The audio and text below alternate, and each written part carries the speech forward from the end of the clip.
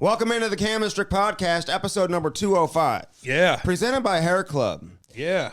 Cam, today marks a 3-year anniversary since we started this thing. Doing pretty good. Yeah. 3 years ago feels like forever. Fucking COVID shit. It times everything by like 3, the COVID years. So you think it's been like 9 years since we feels started? like it's been like 9 years, yeah. Mm-hmm. You ever believe in dog years? I don't know. Like a dog is like 7 years per 1 year. Yeah, I know. Like you knew that, right? Yeah, I did. So like if a dog's like 2, it's actually like 14. Andy, I think everybody knows that.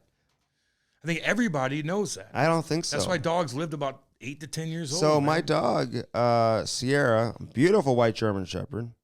Everywhere I went, people would come up to me, be like, what kind of dog is that? Oh my God, it's the most beautiful dog ever. She was so smart, Cam. But she lived to be like 100 and 101, I think. 10 years old? She was 10? Well, that would be like 70. No, she was 12. See, this is why we're going over this right now. No, like 15 almost. She was 15 as a German Shepherd at 92 pounds. That's hardcore. That's a happy-ass dog. That's a dog that lived a long time. Yeah, and a beautiful life. And it was probably neglected, too, by you. Absolutely not. It probably would have lasted 25 years. I took that dog everywhere. I know you did. I heard about that. How was your weekend, by the way? Oh, did you? You heard about it? We already talked about your dog No. before. Who told you about it? You did. Oh, okay. You told everybody multiple times about your dog, Sierra, from back in the day. Worry about your dog now, Blay. Neglect is what it's called. Blay's infection in the foot is going away, which is a very good sign. Try and dig holes under the fences. Listen, the dogs love the squirrels. I always wonder what the squirrels think of the dogs, It's like a cat, man. Like they go after shit, Like a cat likes squirrels. Yeah. My cat likes little things that she could kill. Cats are goddamn warriors, man. Like they're fucking predators. They are useless. They are useless. In your household, what does a cat do? When we explain it again, what my precious little kitten does for me, it keeps me happy. That little thing is next to me every time I get up at 4:30 morning. She sits right there. She waits for I get home. When I'm down in the dumps, dude, when I was hardcore down, I've had her for about 17 years now. When I first started playing for the Blues, that little kitty was by my side. When I'm up, when I'm crawling through the depths of hell, when I'm going through fucking addiction, when I'm doing this, that little precious kitty boo-boo was always right by my fucking side. You're telling me... If anybody wants to chirp me about that, then be my fucking guest. You're telling me that cat is 17? She's 17 years old, yeah. Well, so how many years is that in cat years? I think cat years is probably, I would say, cats live longer than dogs. I'd say probably by about 4 or 5 years, in my opinion. I've had cats and dogs my whole life. But I've had dogs last 7 years. What's the real? I don't know. I would say dog 7, cat 10 maybe. 10? Or no. Would be less than that's that. That's 170 years old. It would be 5. I don't fucking know. I can't do the math on it. But they do live a lot longer, and cats do. It's weird, man. The 9 lives thing is kind of real. Like yes, like they just sneak away. Their skeleton, like they look bigger than what they are. Correct. You could drop them. I'm telling you, if I drop little boo boo off right here, it'll land on its feet. And I ain't gonna do that because she's precious to me. It may break its feet, but it'll land on its feet. I put my Halloween I've known a number of of different dogs or cats. Some that had 7 toes on one of its feet. Yep. Yeah, 7 toes. The thing about cats is a lot of cats. Now, I don't know if you do this with your cat, but they live outside. They're all over. Fuck no. They are gangster. My cat is an indoor kitty. They're going through the alley, and they come back. I don't do that They come and go. I don't do that, man. I keep my cat doesn't even. She's allowed to look outside, but that's about it. My dogs don't even go outside. You trim the claws of that cat? She trims her own claws. She loses her claws all the time. You don't really need to trim their claws. Trims her own claws. I've never heard of that. No, they lose their claw scratch and stuff. They lose their claws when they're that old. Probably. And they just grow back. But my dog's goddamn nails, Andy, like they're fucking long, and they will not let us clip them. And so you got to put and they won't even let the ladies at the kennel when we take them there because we're going on vacation tomorrow. They won't even let it. So we have to put the dogs down. Who's watching the dogs? Like sedate them. Put the dogs down. Sedate them. Oh sedate my them. God! Jesus Christ! Wait, Andy, shut up. And you came into work today. This is amazing. No, you got to sedate them, and that's just not good for them. They're young puppies still. Who's watching the dogs? The place down the road. Oh, you're leaving it at the kennel? No, I'm not a Hoosier, Andy, and I'm not going to drop my fucking dogs off on somebody. No, I don't do that. No, you find a dog sitter. No, I pay money, and they go hang out with other doggies. Okay, I can we watch just them. did that, and Blake came back with a foot infection. Well, I don't know. In Why fact, don't you take care of your it was a dog? very expensive place. It's called like the something hotel. Look it up. It's something Okay. like Williamsburg Hotel. Yeah. I don't want to give them a bad name or anything because they came highly recommended. Lots of people suggested we take them there, and you can watch them throughout the day. Like they have like live I know like video footage. You know, I've seen that. Yeah, you've seen it. So they play around, they do their thing. But he came back and he had a couple of infections in his feet, so I wasn't too happy about that. I think the best direction to go in when you go out of town is to leave your dog with a dog sitter. That's probably what you do. Man, you know what? Like today, like. Living in St. Louis, man, and I got to change it because this is so boring. But, like, fucking St. Louis, I got to talk goddamn baseball every fucking day. Nobody cares. Every fucking day. We talk about Albert Pujols in his 700. Mm-hmm. Albert. And I get it. It's a big deal. I understand that. And then right all fucking 5 months leading up to this, and all of a sudden Albert's way the fucking L.A. It's like 10 o'clock at night, and it's on Apple TV. And nobody sees 700. Like, how is that possible? It's the goofiest thing in the world. Who can't watch the game? If you're a baseball fan, go get Apple TV. Okay, go get Apple TV. After you pay subscriptions for this, that. It's such a clusterfuck watching TV now. You can't just, it's not just like you have a channel and you go to Apple TV and you press a button and it goes, no, you got to download. It's just a pain and it costs money. And here's another thing too. I'm sure. And for me, like, I'm not bitching about the money. Like, Andy and I, we're doing great. But for the regular people, to have to try to find this fucking historic moment that's going on, and now they do it in L.A., and it's not even on TV, so like half the Cardinals fans that are psycho anyway about this shit don't even get to see it. And people are like, well, why don't you just pay for it? Well, a lot of people can't afford it. A lot of people can't afford that. If you ever look at your bill and you're like, why? What is this? I got a payment for this every single month. I'm not paying. Wait, I signed up for this a couple. Can I ask you it's something? the goofiest fucking thing. I can't stand it. I get it, but this isn't anything new. And yeah, it is new. It's all new. This is like a new thing. They've been doing this the last couple of years. They put games on YouTube. It's still new, and it's got awful. Just like in hockey, like you don't know if the game is on ESPN, ABC, ESPN Plus. Oh, when it's on ESPN Plus, I'm like, fuck that. And you just got to find it. If you want to watch the game, if you know this guy's at $6.98. You got to pay for it, though. It's just what does it cost? It costs probably $10 a month. You got to sign up for it. Mm-hmm. And you have to click out of things. Honestly, it's a big pain in the ass. And people are bitching all the time. Like, I get it. I go, it's just horrible. And I feel bad for Danny Mac, too, who we like. We like Danny Mac. I know. But, like, you know what? Listen, I do too. But, there's, John Kelly's been calling the Blues games forever. He didn't get to call Game 7 of the Stanley Cup final. He did. He gave him a period. Yeah, well, he didn't call the winning. They still got a piece of the game. I mean, you may have somebody who's up for 500 goals or 1,000 points, and the game happens to be on national TV that night. I mean, but you can still watch it on national TV. I know. There's a big difference. The play-by-play game guy may not call that. I don't care about the play. Danny Mac, I love you. I don't care about that. Don't get me wrong. Well, you brought that up. Yeah, I did, because I'll just give him a little shout-out because he's better than anybody else, and we play always his clips and whatever. I don't give a fuck. You play highlights on your show? Well, when there's a home run, I'll be like, play that fucking thing, and it'll boom, and he'll play the call. Okay. And it's pretty good. And Danny Mac's awesome at that. But I don't give a shit. You're right, Andy. Who cares? But on the other hand, it's like, a lot of people are like, I couldn't even watch it. I couldn't even watch it. Anyway, I don't give a shit that much. I'm just sick of talking about it. Yeah. We talk about it for 5 months. You got to take control of your show and talk about what you want to talk about. You worry about yourself, and Andy. I got a voice issue. Because I got you coming on my show. I got to turn your fucking ass down because you won't shut up. Yeah, well, you asked me to come back this morning. Fuck you. I found another clip of you. God. Doing what? Andy, I just play clips of Andy. Pre-Andy, before Andy's show, he does this fucking goofy routine where he gets his voice ready and shit like that, and we find that, we clip it off, and I play it through my show for 3 hours. It's hilarious. But I put Halloween decorations up last night, man. It puts me in a good mood. Oh yeah. I had a fire going over the weekend. Kate and I golfed all weekend. I'm going to Mark Twain Lake tomorrow. Terrible Instagrams. Well, I don't know what you guys are doing. Andy, your Instagram is so boring. No one watches it. So bad. Like, what are you? You're like. Dude, like you're like talking, like you're like, but dude, I want to see shots of you actually like hitting the ball. No, I ain't doing it. Okay, because anybody who like Instagram stories or does live Instagram when they're on the golf course, it's usually them hitting the ball. We got a sponsor, Andy. At least I'm on the golf course. You're sitting in your backyard. The ball. When are you gonna hit the ball on the damn Instagram? Because I'm not good enough yet to do it. Who cares? I do. What do you mean? I don't want to look like you. Doesn't matter. Oh, sure. You dug yourself a hole and crying for 3 days after I posted that. Who are you kidding? I don't want that to happen to me. Probably get a lot of views.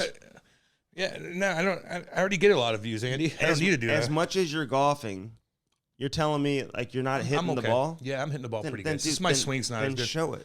Okay, I will, Andy. Then show it. You're like, I like sitting there and showing the beauty, man. Well, you can do that too. Why don't you fucking go to a course and film something? I'm doing it for Waggle Golf too, by the way, and they get a lot of fucking attention from me. Yeah, goddamn right I do.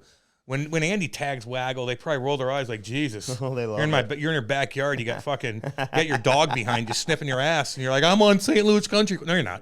And no one even thinks that you are. So who are you kidding with your stuff? I think it's funny. I think your shit's funny. Hey, I just got back from Chicago, and I'll tell you what, man. I am traveling and staying out late, doing your thing. It takes me a couple days to recover. I don't go. I'm at about 45% right now. Just so you know. I know you are. I don't go to weddings. No? Don't even ask me to go to a goddamn wedding. I'm not going. Like you wouldn't go to a wedding? Nah. Done with them. I haven't been to a boring. wedding. It's the first wedding I went to in a while. The only wedding I'll go if you're in St. Albans and you have a St. Albans wedding, I'll walk up the street and go to it. Mm-hmm. I ain't going. Don't ask me. Don't ask me to go to bachelor parties either. I don't hang out with 20 swinging dicks. And you always got that one swinging dick that's like, I don't know how to drink. Oh, yeah. Pepe Le Pew, where the girls are. And you're like, get this motherfucker away from me. Mm-hmm. You walk into a fucking bar with 20 swinging dicks. At least half of them don't know how to drink. And they're like, I'm free from my wife. And they're fucking embarrassing. Everybody's looking at Cam. You're with this group. I'm like, I don't know them. Get me the fuck out of here. I turned down so many bachelor parties, man. I ain't doing it. Well, it depends where it's at and what the situation is. I don't care where it's at. You can go to the nicest place ever here with 20 swinging dicks. I don't disagree with you on that. I mean, the bachelor party, that's why I never joined like a fraternity, for example. That shit. Like all that shit. Fuck that I see these dudes getting like hazed and stuff like that's that. That's unacceptable. And they have like a haze week. No, that's like what's the end game? What's the benefit of doing that? I don't know, Andy. You so know? they could like touch your balls and shit. Weird ass shit. I never got hazed in the locker room. I had to go do things because it's all leadership. We talked about this before. It's all about the leadership. Who's the leader of that team when you're in juniors? I had Stevie Ott, Spez, Glee, Timmy Gleason, all those guys. They didn't make us do that shit. Mm-hmm. And if they made me like go up to a guy and smack him on the ass while he's, I think, fuck you. You're gonna tie me up? Wait, I'm the tough guy on this team. What are you gonna do? I'll bag all you up. I would never let that happen. Yeah, but not everybody's in that situation. I know, but even if you're not the tough guy, man, be like, fuck you. I'm not touching anything. You want me to go talk to those girls over there? Goddamn right I will. You want me to clean up this mess right here? Goddamn. You want me to carry that? Me to pay the bill with the team dinner? If I don't have any money, I'm not paying a bill. No, like but either. I'm saying the rookie dinner. Yeah, hell yeah, I'll do that. You want me to go sing in front of people? You want me to go carry things, whatever the case is, I'll do it. Yeah. You want me to get naked with a fucking teammate in the back of the fucking bus in the bathroom?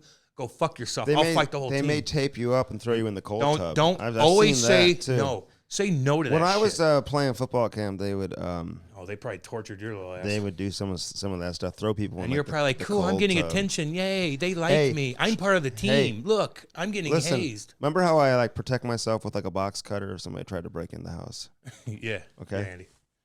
Dude, that led into like fucking 9/11. My roommates were laughing so hard, so I was going on a weekend hockey trip when I was playing at Northern Arizona, and we were going to Colorado, I think, for the weekend.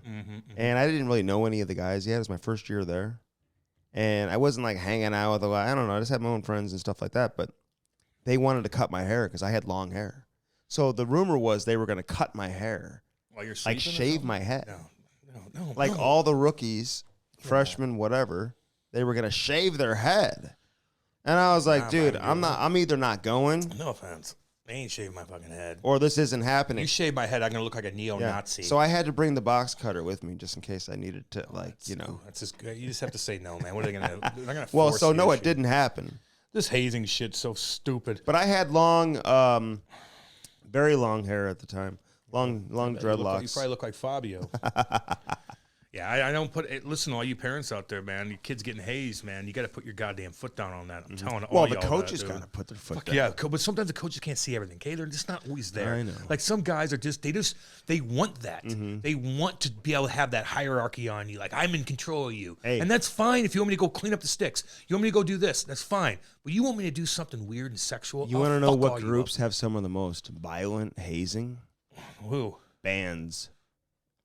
Oh yeah, the band, like the marching band. Andy hangs out with all the marching band. That's Jesus. With a trumpet player is going to tell you to do something. Hey, I know. Are you out of your mind? The marching band. So no. Yeah, marching band, Andy. Yeah. You know. Were you partying with the marching band? Some of these schools, the marching band. And he's like, we're going to a party. Who's going to be there? Well, the marching band. Have you never heard those stories? Nah, dude. Tell me you've heard a little bit. No, I haven't. I'm not going to lie to you, just for the story. No, I never hung out with anybody in the band, but I will say this, man. Like, the older I get, I got a lot of respect for people who can play an instrument. Hell yeah.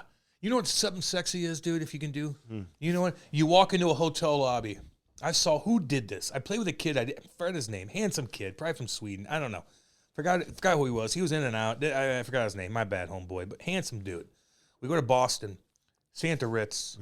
This son of a bitch walks in the lobby. In the piano? Cougars everywhere. And we're all like, whoa, let's fucking do our thing. Oh, yeah. This son of a bitch goes right to that piano and starts playing Elton John. That's what I'm talking about. And the girls like this. They're stopping what they're doing. They're like, and then they see this good-looking, sweet, look like Bergie.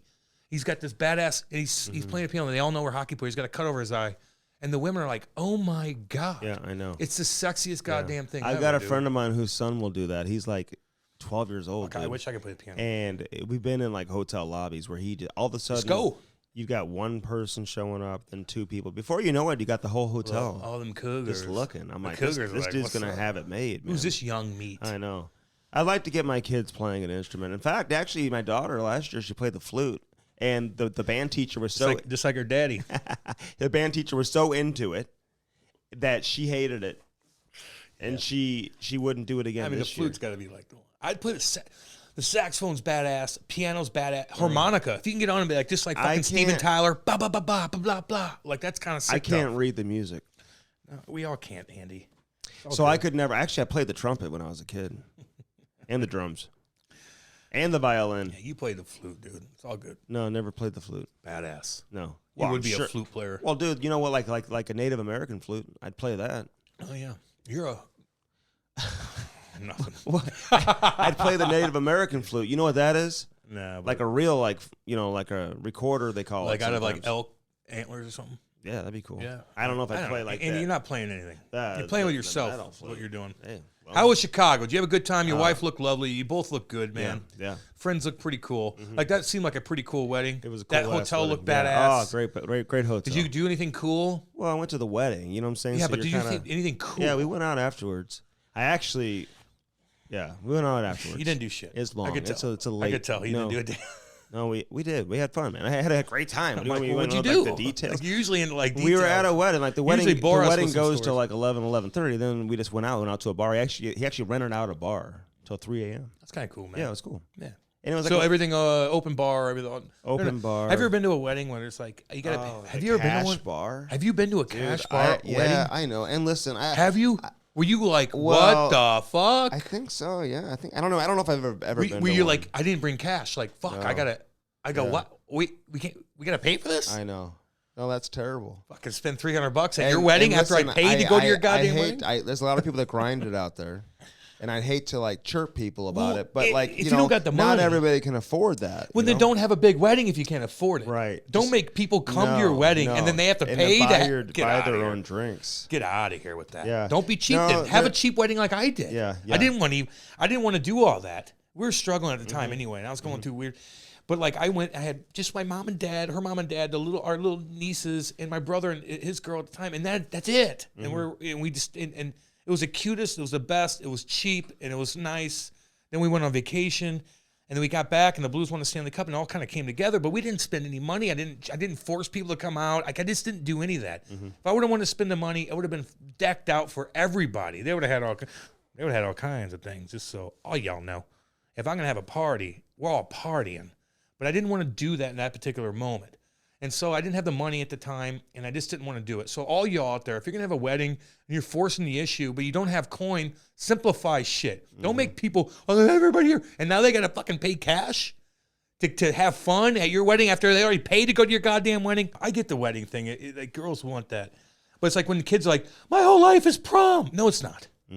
If you think as a kid that because you missed prom because of COVID, I remember COVID, people were like, my prom. Trust me, in 5 years, you're going to look back and be like, hopefully, you can look back and be like, who gives a fuck about prom? Look what I'm doing now. It's about what I'm doing now. Like, if you're 5 years down the road, 6 years down the road after you graduate, and you're looking back and you're still devastated you didn't go to prom, that you need to figure out what you're doing at that particular moment. Well, Does there's that a make lot of sense? people out there who have issues that they, or any type of trauma they went through as kids and teenagers, and they just can't let it go.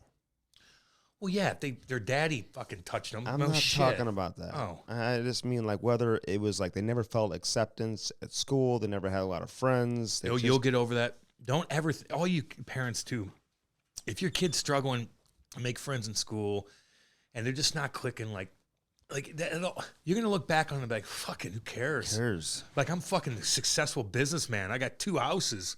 I could buy a toy if I want. I could rule the goddamn world. Who cares about high school? Mm-hmm. And it's always those little nerd boys. I remember going to high school and like the nerdy guys, when their mommy and daddy were always gone, they're smoking cigarettes. They had no, they lived in like the trendy part where everybody's like next to each other. They got the hot girls. And I remember being like, why? I'm like, why the girls attracted to them? I'm like, fuck. And then you look back on it now, I'm like, you look back like it gives a fuck. It doesn't matter if you can't wheel chicks in high school.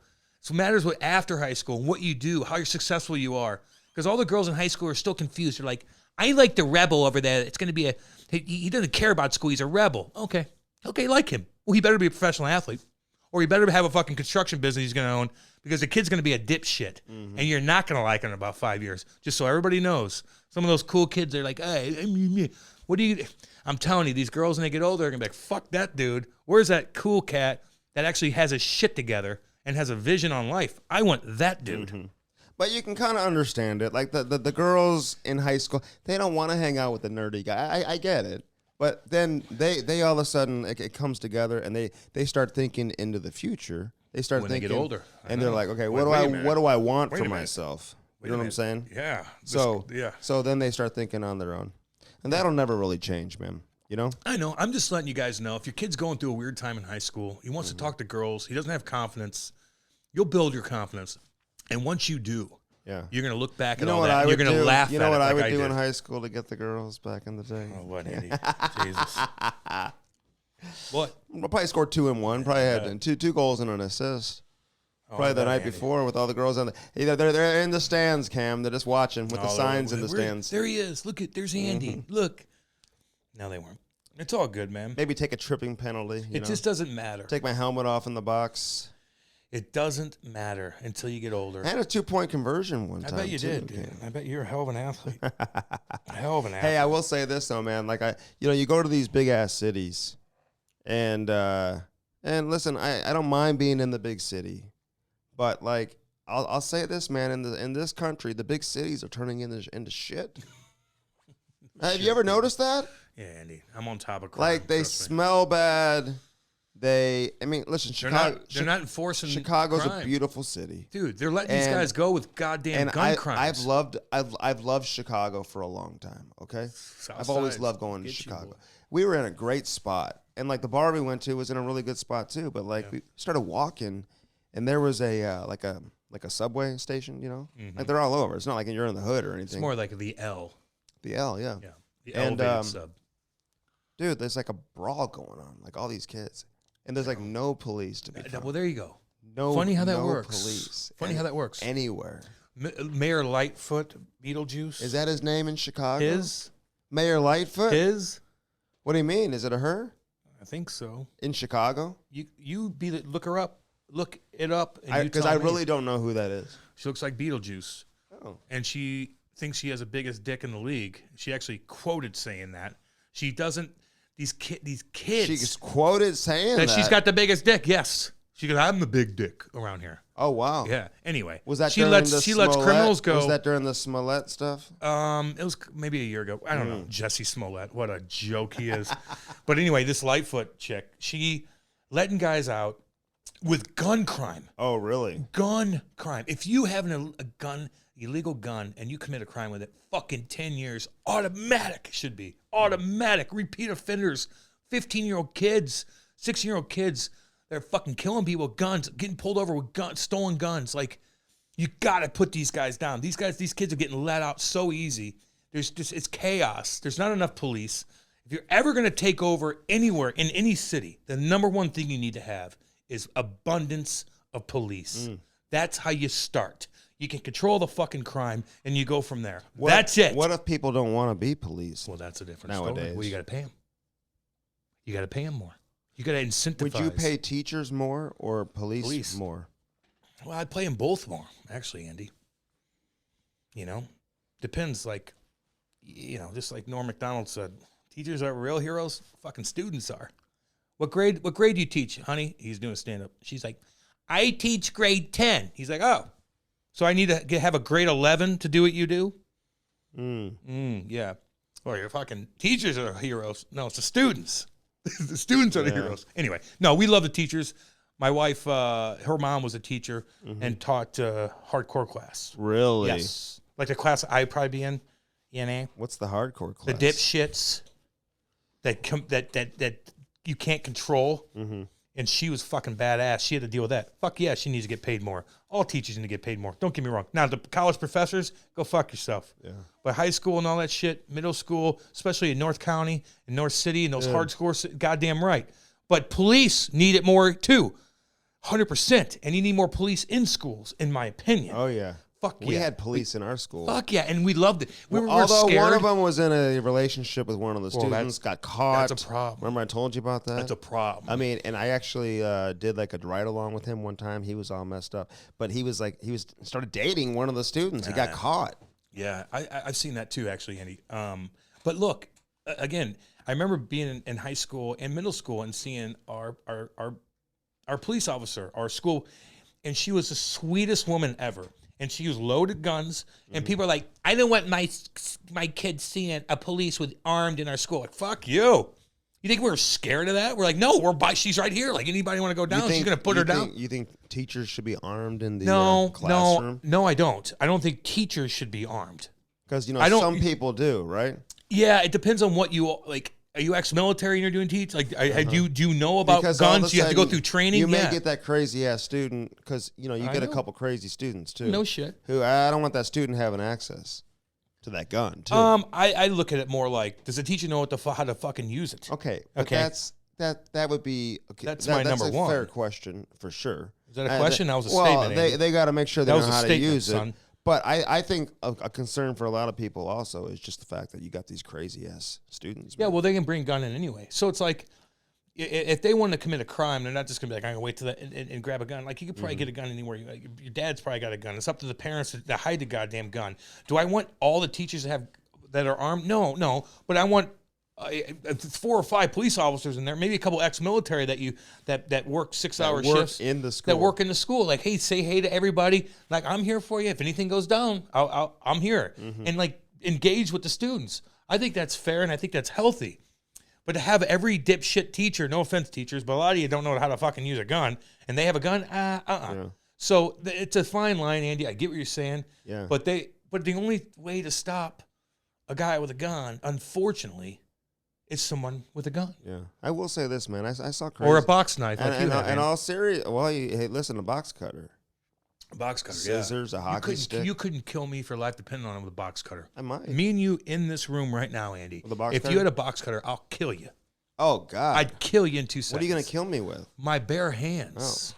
Well, I would just be... I'll grab your hand so goddamn fast. I would have that box cutter. You wouldn't do shit. It would be... I'll knock you out so fucking fast. Hey, in all seriousness, I saw crazy shit in high school. Dude. Hey, I'm telling you, they took down the planes in a box cutter. Well, you said that, but we don't have... But they didn't know that they had box cutters. They thought they were bombed. They had bombs and stuff. Oh, yeah, I remember hearing about that. All right, so let's get into Eddie O. This guy, I mean, great broadcaster. Yeah. Very good career, long career. He was like a phenom back in the day with USA Hockey as like a teenager. And, he turned himself into like a really good player, man. He scored a lot of goals early in his career. And now what he's done in his post-career with broadcasting, he's like a giant in the broadcast game from a hockey standpoint, doing his horse racing thing. This guy's on NBC television doing horse racing. But he's also a very good speaker, and he's overcome some personal adversity, man. And he's very open about a lot of it. And you can see, just from listening to him and talking to him, why he's so respected. Dude, I didn't know Eddie Olczyk played that many hockey games. Like, played that many games. Like, that's when you know you're good, right? It's when, and somebody told me this right when I retired, Andy, like you don't want people to be reminded of your playing days Mm-hmm. when you do this afterwards. You want to think that, oh, Cam's a media guy. Hold on, I'm not. Cam's a podcast guy. Andy's a podcast. Oh, you weren't anything. You're always a podcast guy or a media guy. But like they want me to think. They say that you want people to think that you're thinking you first as a guy that fucking does podcasts. That means you're successful. And then the secondary thing is you played 10 years in the show. So I didn't even know he played that many games. That guy, Well, maybe almighty. for you now, like if you're like Teemu Solani or something like that, they may want to remember him for his like career. Yeah. Or like Mario Lemieux or something. Yeah, I know. So you know what I'm saying? Yeah, but those guys are in a lot. Those guys are. They don't have to do anything afterwards No. anyway, so it doesn't No. matter. No. But like I'm saying, Eddie Olczyk. Like the first thing you think of Eddie Olczyk, what do you think of? You think of broadcasting. I think of him as a broadcaster. 100%. Yeah. Then you look at his numbers. You're like, Jesus, dude, he's got fucking 800 points. 800 points. Like, damn, he was good. American boy. Yeah. Fuck. Chicago grew up. Like he's got a lot of cool. I'm surprised things more going on. kids from Chicago haven't made the NHL. There's a lot of these. Is there not a lot? Well, no, there's a lot. There's a lot like floating around, but I think he was like one of the first ones. Wow, really? Yeah. That's kind of cool. I remember when I was a kid, like you I know played how that- against I know teams how from that is. Chicago. They were like unbelievable. TI, Team Illinois, Mission. Chicago Young Americans, Mission. Yeah. And then you go up to like, by Chicago area. Then you got all these kids up there like, and then some go to Honey Bake. They're all right there, But they've developed like big time. I mean, superstars. But I mean, who the big guys really good players from Chicago? William Nylander, even though he's like Swedish. William Nylander's from Chicago. Well, his dad was playing for the Oh, really? Blackhawks. I remember watching him play when he played for the Mission. Nick Schmaltz, Yeah.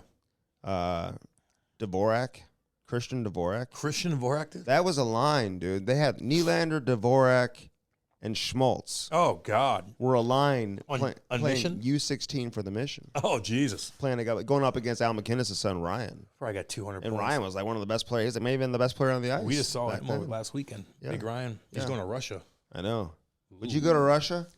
Fuck no. Why not? What? No, if they're going to pay you a lot of money to play hockey. Oh, yeah? You going to get that money? Well, most of them do, it seems like. Most of them. I feel like they do nowadays. Okay. Oh, I bet. Yeah, because it's so stable over there in Russia. Well, they're going through a it's a weird time It's to go there god-awful now. time. Yeah. It's a god-awful time. You're going to be stuck over there in Russia and have to pray to Mother Russia? I'd go to Switzerland is where I'd end up Well, I going. know. Well, that's what I'm But saying. those jobs are hard to get. You're right, Andy. But I think you just go get paid, Mm-hmm. do everything right. Hopefully that fucking KGB owner pays you your money. Hide your shit. Well, yeah, listen, that's up to the agent to make sure you're what's the agent going to do? No, to make sure that you're putting your you know exactly where you're putting your player. Okay. Because I get you. You know this, Cam. When you're talking about the KHL, there are respectable organizations, and there's probably some that are a little less respectable. Probably. So I'd make sure you're in the right one. I know. If you got to do what you got to do. He's for your got some family. other Canadians on the team, too. Okay. I'm just saying, if you need the money, and that's the last resort to make good money, you got to do what you got to do. Yeah. Would I do it? No. I'd rather try I don't know if I would either. I'd rather you wouldn't get invited. I'd rather just try to be funny Hey, and entertain that way. but if somebody and make my money. offered me like $2 million to go broadcast in Russia, I wouldn't do it. I wouldn't either. I wouldn't fly. I wouldn't fly on those. We want you to planes. come cover the KHL. I wouldn't deal with any of that. I wouldn't. I would not do it. You'd have to pay me a fuck ton, and even then, I'd be like hesitant. Mm-hmm. I'd rather make less money and do my own thing here. I just would. Now, Ryan MacKinnon is a different story. He's probably young. I don't think he's married. I don't know. No, he is married. He's got some kids fuck. too. Yeah, I don't know, man. It's a shady, shady place right now. And It's getting a little weird because Putin's kind of backed up into a corner and he's threatening some shit. And that guy doesn't give a fuck. What's he doing now, Putin? I haven't he's- heard too much from him recently. Yeah, well, because people think of other things. Like they're Ukraine. Ukraine. Where's that? Where's Ukraine at? Do you even know? No? Okay, that's what I thought. Ukraine flag, Ukraine this. And all of a sudden, there's something else now. A bright object over here. I'm going to think about this. And so this is how society is. Yeah. But there's a war going on. And it's nasty. And I don't trust Putin at all. Is it close to ending? Do we know anything about that? Nope. No, it's not. What are they waiting on? Like, what's the end game? Well, they're just... The Ukrainians are fighting pretty hard. I'm coughing like crazy. Well, you know what? today. Joe Biden keeps throwing billions and billions of dollars in weaponry, which I guess you should do. Hopefully it goes in the right hands. We've seen that with Afghanistan. I don't know. But it's scary, Andy. It's scary. And I wouldn't trust Putin. And I don't know if I'd go over to Russia and play, especially being an American over there. How's Brittany Griner doing? Have we heard about her? Funny how that works, too. Well, yeah, we have heard about her. Oh, yeah? Her wife just met with Biden. Actually, they had a good conversation. Mr. Magoo? I'm sure that was a lovely conversation. Was he smelling her hair? But going back to Russia, no way in hell.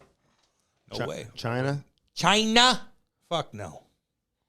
Hell nah. No way. Hong Kong? Hey, you know what? I wouldn't even go to Germany right now because you're going to pay so much for your electric bill. They're so reliant on Russia anyway for everything. I saw a bunch of... Britain. Hey. You're so dependent on Russia. It's sickening. My drive to Chicago, I saw lots of those wind turbines everywhere. Killing birds? Well, you say that, but I saw these things. I'm like, man, these are massive, massive. What do you do with them turbines. when they fucking break down, man? What do you do with them? Are they biodegradable, Andy? I don't know. No, they're not. I'm like learning more about them. Learn a lot about them. Look at. Would you go to Hong Kong? Fuck no. Why not Hong Kong? I'm not going to China. Why would I go to China? Would you go? I go to Japan. Okay. Goddamn right, I go to Japan. I'd go to Singapore. I'd go to South. I'd go to South Pacific. I'd go to Bora Bora. I'd go to New Zealand. I'd go to I'd go to Vietnam. I'd go to Thailand. I got Thailand's tough too, man. You have a little. What do you bit, mean it's tough? Well, you small. Dude, you can get suits there for very cheap. They got guys. Get toys too. They got guys on the corner that'll just that they'll make your suits and they'll you ship might them think back they're guys. to you. You might think they're girls. You don't know. But well, I mean, you're just getting in Thailand though. Suit. Like if you get wasted in Thailand and you're like, I need to get some fucking. I need to get up, and you find you can find that there. Oh yeah, in Thailand. Oh, I think it's like a party. There's a lot of stuff going on. Oh yeah, Andy. Like I mean, I haven't been there. Andy. Yeah. But I love Thai food. Listen to me. My favorite Thai food. I like the green I'm curry, not doing my the point. red curry, the yellow curry, the Penang curry. My point is, you're in fucking Thailand. What does that mean? And you are boozing, and you're like, I need to get fucked up, and you try to find something, they'll put you in jail for 40 years. Well, then don't do that. I'm just saying. You fuck up one time in Thailand, boy, you're fucked. Fucked. They'll put you. They're so strict on drugs. They are so strict on drugs. It's unbelievable. Are you confusing Thailand with not North Korea? No, Andy. You're so far North behind. Korea is like Yeah, I know. And you can fold a picture of Kim Jong-un. Yeah, you make a mistake, and you're gonna be like that fucking German dude that they deprived so much. We just died at camp. Yeah, I know. Listen, North Korea. They're not just gonna take you. They're going to fucking put your whole bloodline in slavery. I think Brittany Griner is actually... Your whole bloodline. Is she doing hard labor? I don't know exactly, but it ain't good. It ain't good. But I don't know what they're going to do with her, man. Well, I don't know. Biden just met with her wife recently, so there's a lot of talk. Does he remember? There's a lot of talk about trying to get her home. He says he's still trying to make it happen. Yeah. It's going to be tough, man. I wonder if LeBron has any pull with that. Yeah, you think Putin gives a shit about LeBron? You think, like... That's funny. Any of the Russian NHL players have, like, those direct ties? Like, if something were to go down... like, if you're an NHL player playing in the KHL and you get involved in some stuff and, like, your best friend is, like, Alexander Ovechkin back home, like, you played for the Capitals, you think he could help you with certain things or no? Yes. Yes, I do. Would Panarin? No. Would no, Panarin? That's a different story. Would fucking Vladdy? No. I ain't gonna call fucking Putin and be like, hey, Vlad Tarasenko. Hey, my buddy. No, Putin's gonna be like, what? Fetisov. Fetisov's a different story. That's a different animal. Larionov. That's a different animal, homie. You got to earn that stripe. Those guys are in cahoots now. Ovi's gonna be in cahoots if he wants to be. All those other guys, you're just there. You don't have any power over anything. Yeah. But Putin does take care of his guys that play for Mother Russia and win. Like he'll take care of Fetisov. He'll do all that shit. Just remember what Fetisov did to get out of there, just so you know. Yes. Very Just so interesting all y'all story. know. We're gonna get him on. The war And kind of Almo. like interrupted our shit. interview we had Yeah, scheduled. it's tough with right him. now. I know. It's tough right now. So let's hope the war. That's why I was asking you if you know when it's gonna end. Like, no one knows. It's not good. It's not good. And then you know what's going to happen once everyone forgets about this and whatever. It's going to be China. you say the German electric bills are higher? Oh, Jesus. German. They're so dependent on Russia, Russian oil. All of them are. It's like a wake-up call. We're going to go green. We're going to go green. Oh, yeah, your bill's going to be $500 then. $500 a month. Your bill's going to be. We're going to go green. Green new movement. Oh, you're not ready yet. You're so dependent Maybe on Russia. not there. Maybe not anywhere. Well, my neighbor has solar panels on his house, dude. He's saving money. I'll take solar panels as long as they don't look like eyesores. And they will save you money, but they're expensive as shit. No, they don't look Listen, the like rich are going to eyesores. always be fine, Andy. Yeah. The wealthy's always going to be fined. You want electric cars? Well, we can buy we know shit because you can afford it. Go down where I live, the poor part, and ask those guys if they can go buy a $50,000 electric car. Go ahead. Oh, we just buy a car. No, it doesn't work that way. You're in a fucking bubble, dude. Your Creve Coeur Racket Club nerd-ass bubble. Well, they're like, electric everything. Well, fuck, man. They're making money. It's easy to get out of a jam when you got money. It's easy to buy solar panels when you got $200K to put up. Well, so German, man, I'll have to ask some people about Ask that. them. Dreisaitl or something. Ask them. Ask people in the UK. About the electric bills that's Fucking, going on it's there. hot as fuck. It was hot as shit. They don't have AC, by the way, in the UK. Man. So you know. So you had some players retire in the NHL. You know, PK Subban and Keith Yandle. Whatever. And, Big Z, I'll take that, though. I'll give Big Z a shout-out big time. of course, Zdeno Chara. For sure, yeah. But like He- Subban and Yandle, like he wore like it's they're like not in come his on. category. Like a Yandle. Listen, let how me do you just not say, get hurt? Let me say this. What? Whoever had Chara retire on the same day as these guys. Fuck that. Like, how does that happen? Is that Spread it out. coincidence? Spread it out. Like, if I'm Chara's people, I'm like, okay, I'm talking to the league. Hey, let's make sure nobody else is retiring. Okay, No shit. So we can have. He's got to have his own day. I agree. And I know he went and signed his, little, 1 day contract, whatever, with the Boston Yeah, Bruins. I thought that's that was cool. a classy maneuver. I love that. And he'll always go down as a Boston Bruin, even though he, obviously made his mark and made his name with the Ottawa Senators before that. And the was Islanders. already a great player. Yeah, was a great player, before he got to Boston. But that just took his career and his legendary status to the next level. But to have these other guys retiring on the same day, I don't quite get that. Dude. I know. And people, let me just say this about PK. And listen, PK is going to do whatever he wants. He's going to have a lot of options. He's going to be able Sluban? to get into broadcasting and all that. But, he's retiring. It's a different situation. Yandle, he's played a long time. Obviously, the time is up. Okay? Chara, he's played forever. This guy's into his 40s. Time is up. And he's ready to move on. And you're talking about somebody who's going to be able to do whatever the hell he wants to do. This guy wants to run a team. He's going to run a team. Fuck yeah. So, completely different situation. Subban, I never got the impression that he this is almost like a forced retirement. No shit. He's It's making like $9 nobody million. wants him. No one wants him. Nobody is, like signing 34. him. He's 33, exactly. 33. Yeah. He's played 800 games. What, you think he's done? Like, in his own mind? Like, he just, I don't know, man. So this seems, maybe I this hear wakes ya, people Andy. up a little bit to the reality of the situation. No one wanted him? I remember sitting next to an executive during a game years ago when he was in Montreal. Yeah. And, he would just kind of Yank. do one of those things where he'd get the puck and start skating around and do it. And he'd be like, now watch. He goes, no. He's going to turn over. He goes, okay, what did he just do? Hey, I know the play you're talking about, Andy. What I did know he just exactly. do? He starts I know wheeling exactly. around and going 100 miles and not doing all that. But, what did he accomplish? Nothing.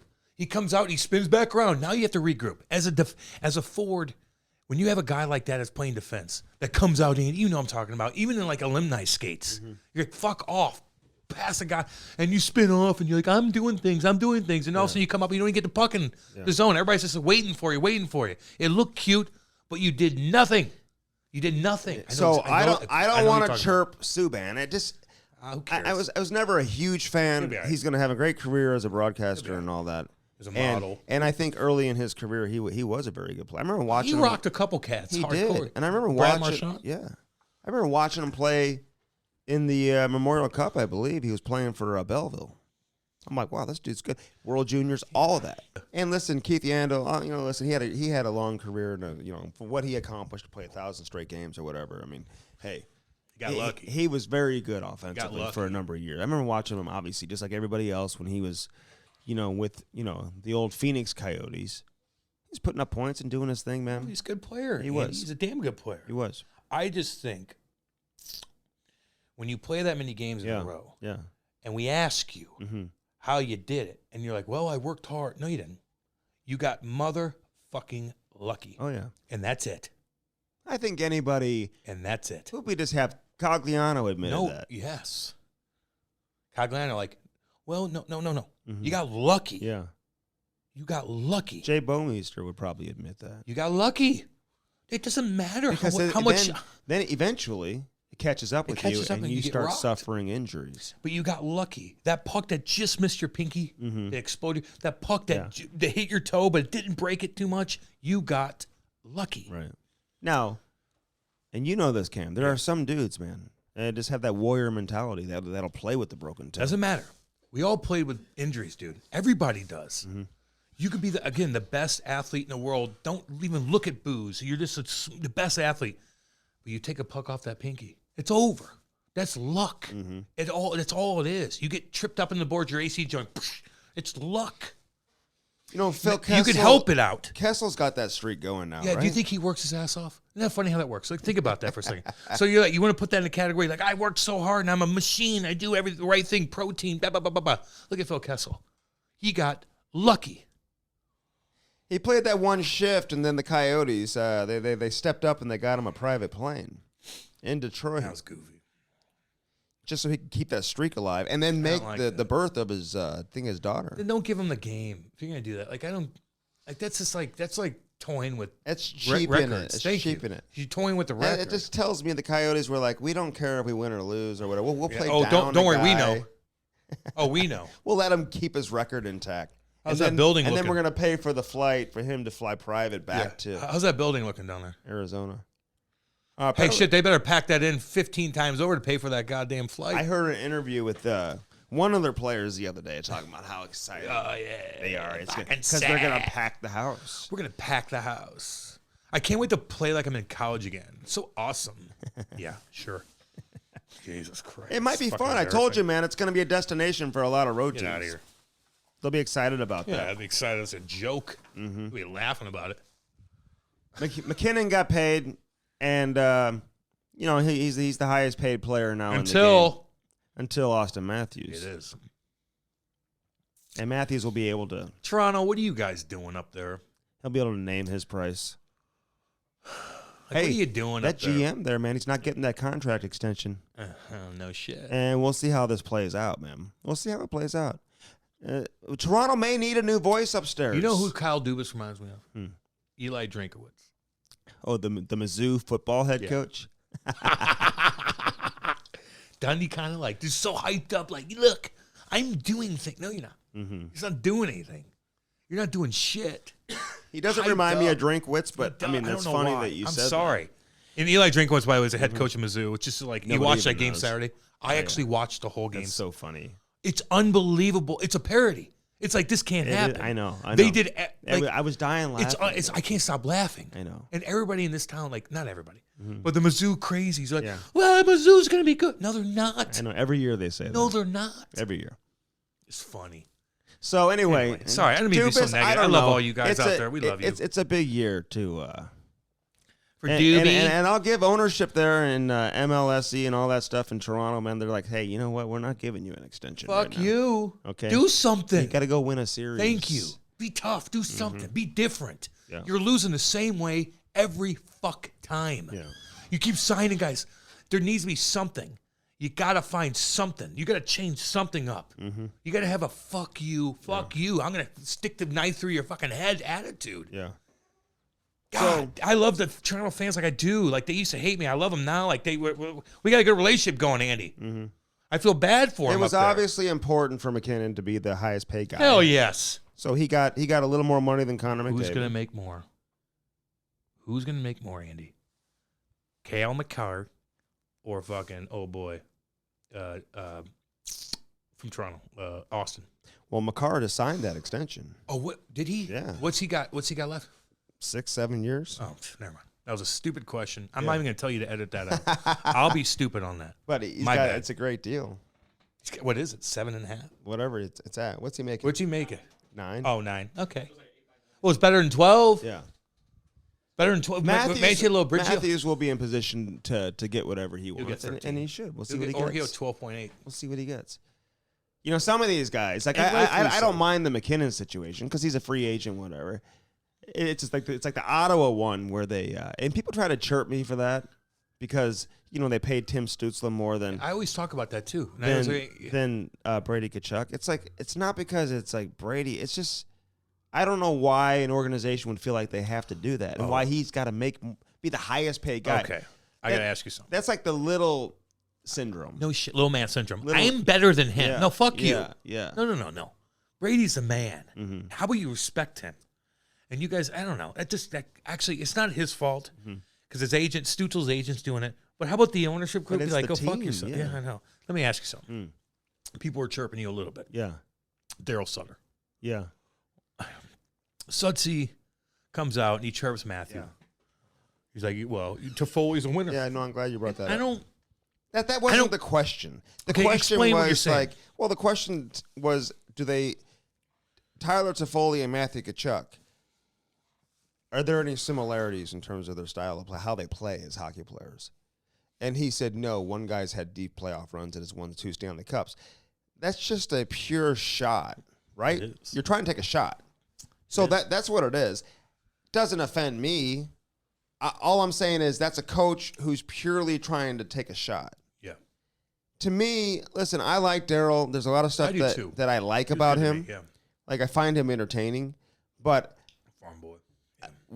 His players don't like playing for him.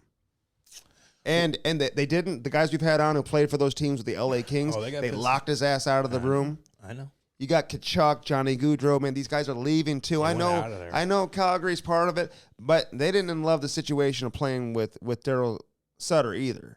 So, you can be the king of the press conference and have your one-liners and your facial expressions and kind of shit on guys that are no longer there. Just answer the question. How about say this? Class, man. How about say this? Matthew Tkachuk is a game changer. Mm-hmm. Tyler Toffoli is a winner. Say that. Mm-hmm. I don't know. Pump both of them up. Are there any similarities? Just pump up Tyler Toffoli. Fuck, he knows how to win. He scores big-time goals in big-time situations. He knows how to win. It's going to be healthy for our locker room. Matthew Tkachuk is a superstar. Right. And he's a game changer, and he's in his own element. Or whatever. Pump them both up. You don't have to be a dick. Just don't be a dick. You don't have to go through your life being the angry curmudgeon.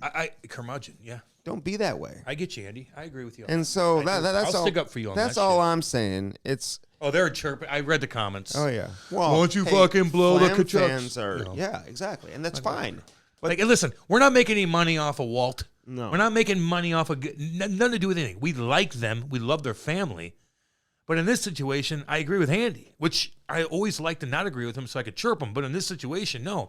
Daryl fucking shit on Matthew. Just pump them both up. Yeah. They are so not similar. Hey, Matthew Tkachuk is a superstar. Tyler Toffoli's not. That's it. Exactly. That's it. And Matthew's 24 years old. Matthew's a superstar. I put 120, 110 point, whatever it is, and he'll hit you and fight you. Toffoli will score a big goal here and there and put up 40 points. And he's a role player. He's a role player. On some really good teams. He ain't going to win you the cup. He'll help you. Right. Matthew Tkachuk will take you to another level. Right. So, Daryl, although he didn't. Listen, there's a lot of things that I find entertaining about him. There's a lot of things that he just does I'm not impressed with all the time. So, he doesn't always make me laugh. You know what I mean? No, I can see where he could be miserable to deal with. Oh yeah, he came up to me one time. You told me, but that was good though. But he came up to me. He was like, "Would you want to play for me?" I go, and he started playing for the Blues. I go, yeah. Mm-hmm. He'd like you, and I never heard from him again. Mm-hmm. He came up to me in front of people. He'd like you. He said that in front of people in the garage. But it was really weird. But you know this, Cam. Sometimes there's nothing wrong with telling a player you played well or saying great job. Yeah. You know what I'm saying? Yeah, no Patting him on the back and being like, great fucking job.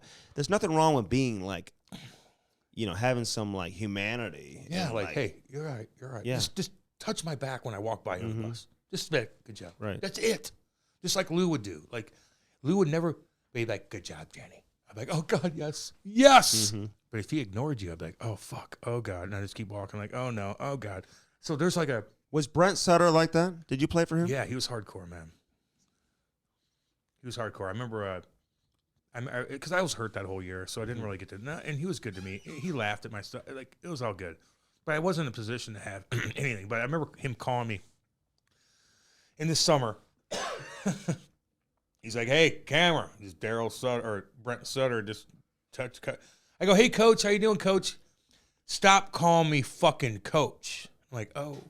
Really? I go, I read your book, 5-shooter. 6 shooters. No, but I said 5. Oh, shit. Oh, Jesus, I know. I have that book. 92, now on the farm, looking at everything. Let me say this, because there's like the Sutter way and there's the Sutter intensity and all that, but Brett Hall loved Brian Sutter. Yeah. Which is weird. You know what I mean? Yeah. Adam But Oates, they played together. Adam Oates really liked Brian Sutter. I think I've heard the same thing from like weird? guys like Cam Neely and Ray Bork and some of those guys. It's weird. So, anyway, let's get to the one and only Eddie O. Yeah. Because we got to get to Eddie O. It's a long interview. I want people to enjoy it and have time to listen to the whole thing. It gets very emotional at times too. I know he did. And I got a lot of respect that he's willing to like share his story, man, and make himself a little bit vulnerable too, man. So We like that. yeah, We do it. We talk about ourselves. how We like Chicago, like how they let him get away. I know it's not a player, and they're just going through so many weird times. They had like 25 broadcasters last year. They fell off. They get rid of their legendary play-by-play guy, and now you let Eddie O go.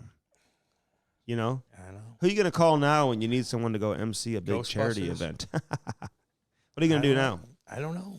So They probably they fell from grace pretty hardcore. yeah, they did. They're the one team that was so high, and all of a sudden they So fell cool, off a cliff. so high. They're fucking unbelievable in every way possible. And then you go through the weirdest shitstorm, confusing, awkward, degrading, bizarre. Yeah. And now you're like, where we fire You everybody. can't like, even keep this guy. now you think of Chicago Blackhawks, everybody's like look, like 3, 4, 5 years ago, you think of Blackhawks like paramount, pinnacle. Apparently, they put an offer on the table, but they weren't willing to guarantee the entire offer. They're fucked up. So anyway, And you know, rightfully so. Sometimes when you're that on your high horse that much, you need to fall from grace. and I always felt like Eddie O would eventually find himself as an executive. I know he's interviewed with some teams, and maybe he will eventually. Now he's going to Seattle. You know, his brother works there. I think he's got a son on the scouting staff God, too. there's some good food up there. Oh, in Seattle. Oh yeah. Oh, good old seafood, Andy. Yes. Oh, Lord. The Cam Strick podcast, as always, is brought to you by Hair Club. Hairclub.com/Cam and Strick. That's our landing page. Get there and get there today. 800-279-7878. 800-279-7878. Remember the 3 R's, Cam. Restore, replace, and regrow that hair. Right, baby. Yes. Don't let it go. Don't let it go. Don't let it go. But you know what? Just if you have let it go, there's a solution for everybody. And there's hundreds and hundreds of locations throughout North America. So there's someone in some location that's near you. Hair Club is here to help. So get there and get there today. First form, baby. Yeah, dude. Can I just tell you that I got a shipment the other day, and everything was in there, Cam, except the energy drinks. Yeah, they're damn good, dude. And the energy drinks are like I'm loving the energy drinks. I don't even need the coffee. Yeah. Now that's the thing. I'm just drinking these energy Your drinks. teeth look 10 times wider. And so I called the the number, and I'm like, hey, just want to let you know I got the package. But she's like, hold on, let me guess. You're looking for the energy drinks. They're on top. Because I'm like, there's no way anybody at First Form would mess up my order. Okay? Hell no. They're triple checking that box. They're disciplined in that place. They're not messing that up. She's like, no problem. We shipped it in a separate box. It looks like, let me just look. Looks like it's coming tomorrow. See, that makes me feel cozy So by inside. like 9 o'clock the next morning, it was at the house. Yeah.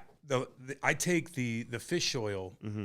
You know, I got to get my brain going in the morning me because too. I'm so like, Yeah, I know. I'm like, I'm like such a, and I take that fish oil, man. And I starts to sparks my brain like, let's go. Time to be funny. Oh, yeah. Time to be this. Let's go. I've been going. doing the greens. I've been doing the fruits, which is very easy to make. I got my little, my first form shaker, Cam. I got a shaker. Yeah, I got too. a couple of these shakers, actually. Yep. And so if you, listen, it's tough. You don't know if you have time, to really, make a meal that's going to give you all the fruits and vegetables that your body requires. Pancakes. Oh, we'll get into that here in a second. Say. But I'll make my fruits, make my vegetables, drink that down, baby. Crush that and mug. I just know that I'm in good shape, man. I'm getting healthy at the same time and feeling good about myself. kind of. Yeah, do I? Yeah, you look good today. Yeah, good. Although you're struggling. I'm very tired today. I know, but you look good. You're Okay. good.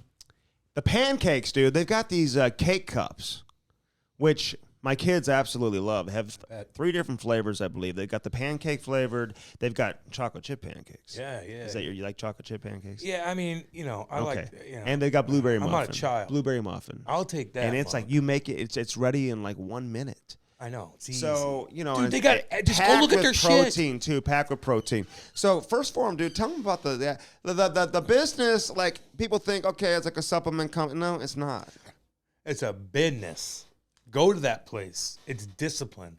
People get taken care of there. If you work there, like, they take care of you. Like, you learn how to be respectable to your fellow teammates, and you're all in this together. And they're so damn successful. But it's like it's not an easy going, but like you could work out, you could do your shit, you're selling product. Everybody's like on the same page. It's actually quite impressive, man. When you go there and you just see how the operation actually works. It's unbelievable. Do us a favor though. When you go to the website and if you order, you got to order from our landing page. Yeah, please. Okay. It helps us out a lot. So it's guys. firstform.com/Cam and Strick. It's very simple. Easy, yep. Very easy. Go there, check it out. Brody's going to keep putting that link out there for people on Twitter and Instagram. So you just hit the link. It'll take you right there to our landing page. Yep. Firstform.com/Cam and Strick. It is that simple. But again, if you're into the supplements and you like the nutrition and all that type of stuff, the protein, listen, their protein shakes, post-workout, pre-workout, all that, second to none, unbelievable. You're looking to get jacked. It can do that for you, Cam. I'm thinking about drinking some protein shakes. I want to look like today. our boy Nick. Nick. Oh my God. Almighty. He just looks like first form, that guy. He does. Nicky boy, I'm talking about you, homie. His little baby puppy died. Oh God. I know. He posted that on Facebook. I'm like, God, no. Nicky, we love you, buddy. That guy's first form. I felt bad, too, because I was like sending him text messages, not even knowing. Oh. Yeah, I didn't even know. He's probably crying. And then I figured it out. I know. I was like, no wonder he didn't get back to me in like 10 homie. seconds. We're thinking that's how they roll. I text him, I go, get another one. I know you did. I go, get another one. Dude, every order that you get from First Form has a handwritten letter. Like makes you feel cozy inside. A handwritten note. It's like they like me. They actually know me. They know I like it. And they're big supporters of our city in St. Louis and whatever, man. They support a lot of people. When we posted that, everybody fucking right, First Form. Oh all my buddies God, in Jersey. I know. All my shit they kickers all in know Jersey. About it. Those badass dudes I hang out with up people there. in Chicago asking me too. They're like, dude, we use their shit all the time, Cameron. What those big boys out there, they don't fuck around. No. I loaded up my car on my little road trip that I had to Chicago, dude. I had lots of First Form goodies in there. Yeah. Bars and shit. That's all you need, man. Yeah. They'll take care of you. Chocolate pretzel. Love it. Yeah. All right, CarShield and CarShield.com. 800-857-2481. Use that promo code CAM, which I know is embarrassing. I know it's very embarrassing, but sometimes you just got to do it. It's going to save you money. Well, I used to piss the bed. So use that promo code CAM. Well, that is, I can't believe you even admit that. Although a lot of people did back in the day. I don't even care. A lot of people I will admit to everything I've done. I don't give a shit. A lot of people have been through that. Urination station on themselves. What a is lot that? of people, as a child and getting older, pissing themselves. Not too many people. Not many people. As an adult? Yeah. Well, I was not an adult, but I was. How old were you? Man, I don't know. It's way too old, dude. Maybe 11. Well, I'm glad you got through that. Well, sometimes I still do it. No, I'm sorry. But I love CarShield, man. They got a lot of commercials coming out now. Was Panger? They're all over the place. I mean, it might be. I think Patty Maroon. Patty Maroon's in there. Hanger's like, you got another commercial? Can I be in this? O'Reilly's in it. Can I be in this one? Hanger pops out of like a present or something. Like, I'm here at the very end. We love you, Pang Dog. God damn it, we love you, boy. The Pang Dog. Use that promo code CAM, which I know is tough to do, but again, You never know when something's going to go down in your car, Cam. It could be your computer, it could be an alternator, it could be a starter, it could be an engine. Well, hopefully nothing goes down when I go to Table Rock Lake this weekend. What are you going to do there? Kate and I, listen, homie. Where are you staying? Where are you staying? I'm staying in this badass cabin. Wait, what's it called, though? No. But I'm staying in this badass cabin. Looks over the water. I got fire starters. It's too cold to be out I'm there. going to make a fire. We're going to go on the boat. I'm going to dress up, bundle up on the boat. It's a little bit chilly. Kate and I are going to get a goddamn mind right, just so everybody knows. I'm going to putt around. I'm going to explore the fucking the lake. And then we're going to come back in this creepy cabin. It's actually really nice. And I'm going to watch. We're going to get fucked up, play around a little bit. And then we're going to watch a scary movie. And chill that way. Yeah, dude. And then, get up. Is it a rustic cabin? It's a classy, nice, big cabin. Okay. It costs probably like $800 a night. I don't even give a shit. Like, let's get the nicest one on the nicest plot of land. I want to stare at beauty. I want to make a fire at night. I want to watch a scary movie. I just love that shit. I love it. I'm going to take the boat out. I got 2 fat-ass ribeyes I'm going to fucking cook, dude. We got to, oh, yeah. You guys all know I know how to have fun. I know how to chill. And Kate and I do things together, and we have fun together, and that's what we going to date, okay? That's what we're going to do. That's how it was. Hey, listen, being away this past weekend, having your own hotel room. And then, did you get horny? It's a wonderful. Did you get horny? Oh, yeah. I can't even sleep at night. Well, you're like, give me that ass. And she looked so good. She looked beautiful. She looks so good. I'm going to have Kate, bring something sexy down. Yeah. We're not fucking, I got to get out. I love my house, but the dogs are jumping on the bed when I'm trying to fool. No, get the fuck out of here. Mm-hmm. So it's nice to get down in the cabin. Hey. She going to get it. But the thing about being at a wedding, dude, it kind of allows you to rekindle your love a little bit. No, Andy, I get it. Takes you back to oh yeah, that's why we got married. Were you looking at her like, I'm going to get you tonight? Were you like, I'm going to get you tonight? You know what I'm talking about. That's healthy. It's not like very it's healthy. Yes. Because sometimes the kids are flying around. I got dogs everywhere, fucking cats puking on a fucking. No. Yeah. I need to get away, and you're going to get it. Yes. In a good way. Yes. It's like sparks, man. Sparks are flying. And it's the Sparks. Brody, Sparks skate sharpener. Check out and get your skate sharpened right Sharpen now your and skates do it too, from home. Yeah. This thing is a game changer, man. You talk about changing your life, man. No There's shit. nothing better than having your own skate sharpener at your house. I'll tell you that right now. Imagine being up in Chicago. You're on a fucking road trip. Remember back in the day? Well, you don't know. But back in the day when your skates are fucked up on these road trips, I remember. Your parents are scrambling to get your skate sharpened at some dipshit down the road. Cost you $10, and the dipshit's cross grinding them. Just bring that on the bottom. So easy. Put it in the back of the goddamn car. So easy. And now everybody's gonna be okay. Mm-hmm. Just when your skates are fucked up. Years ago, I knew this guy, and on the team that I coached, he bought the Montreal Canadiens skate sharpener. Okay, oh, yeah. They were selling it. Somehow he got his hands on it and he bought it. Who knows what he paid for it? And one time we were traveling, and he asked me if I could stop by his house to pick it up. Yeah, dude, it was the biggest fucking thing. Piece of shit. Yeah. No, it was huge, monstrosity. And I had to carry this thing to the airport. Oh, you couldn't carry that thing. And I'm like, just think if they had a Sparks back then. No, I know. Well, they didn't. They didn't. But that's what you were dealing with before. And this thing is so small and light and easy to use. I know. SPARX. Use the promo code Cam and Strick, by the way. People are asking about that. Cam and Strick, that's the promo code. Yeah, because people are asking. And it's going to save you money. We love all y'all. So get this. Listen, you're going to save so much money in the long run. You can have your own little skate sharpening operation in your house if you want. Your own little business. Charge people if you want to do that.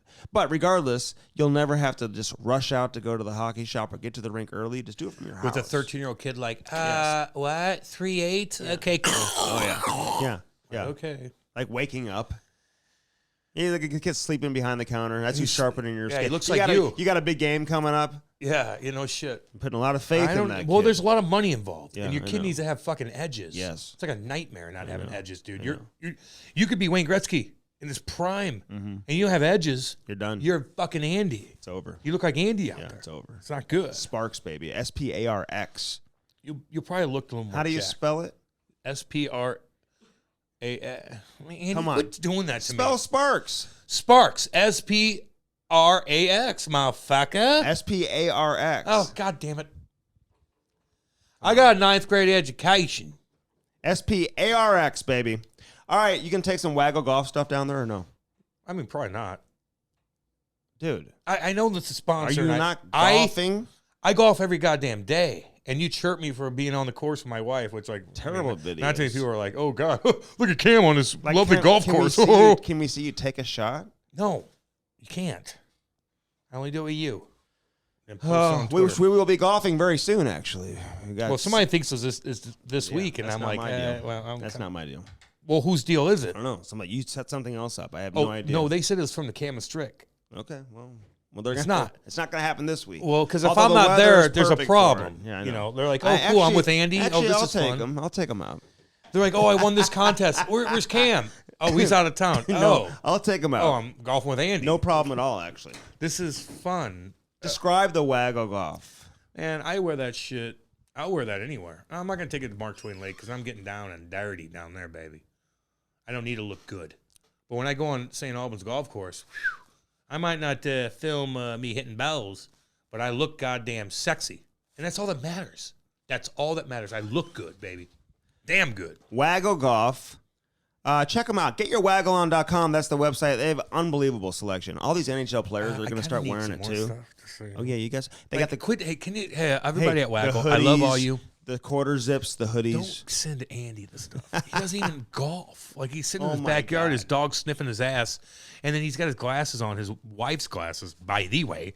And then somebody like has a close up of his glasses, and it's like his house is in the background. Like No, that was You're the not- shed. That's the 19th hole. you're not golfing. That's the Send 19th me hole. the shit.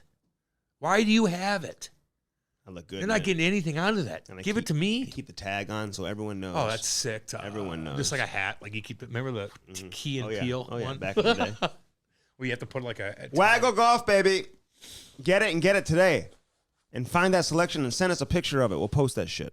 Damn right. And I like the chill zone stuff, guys. Keep sending me that shit. I love it. GetYourWaggleOn.com. A couple people were chirping a little bit about Yeah. a couple. Some people get psycho, man. I keep my Oh, what? DMs open. They're I love all chirping you you? guys, man. But some of you are getting a little weird, man. On what? Well, don't talk about religion. Don't talk about no, it was about politics. You want to get into politics too much. I didn't get into it. You started me with fucking Russia stuff, and I'm like, how can I not get into that? At least I have an opinion on Talking it. about Putin and like smelling hair. I don't know what's Joe going on. Biden smelling His hair. I daughter? don't know. Watch video. Oh, yeah, Jesus, Joe Andy, Biden, open your yeah. eyes up once in a while. But somebody's like, "Oh, Guantanamo Bay is in Cuba."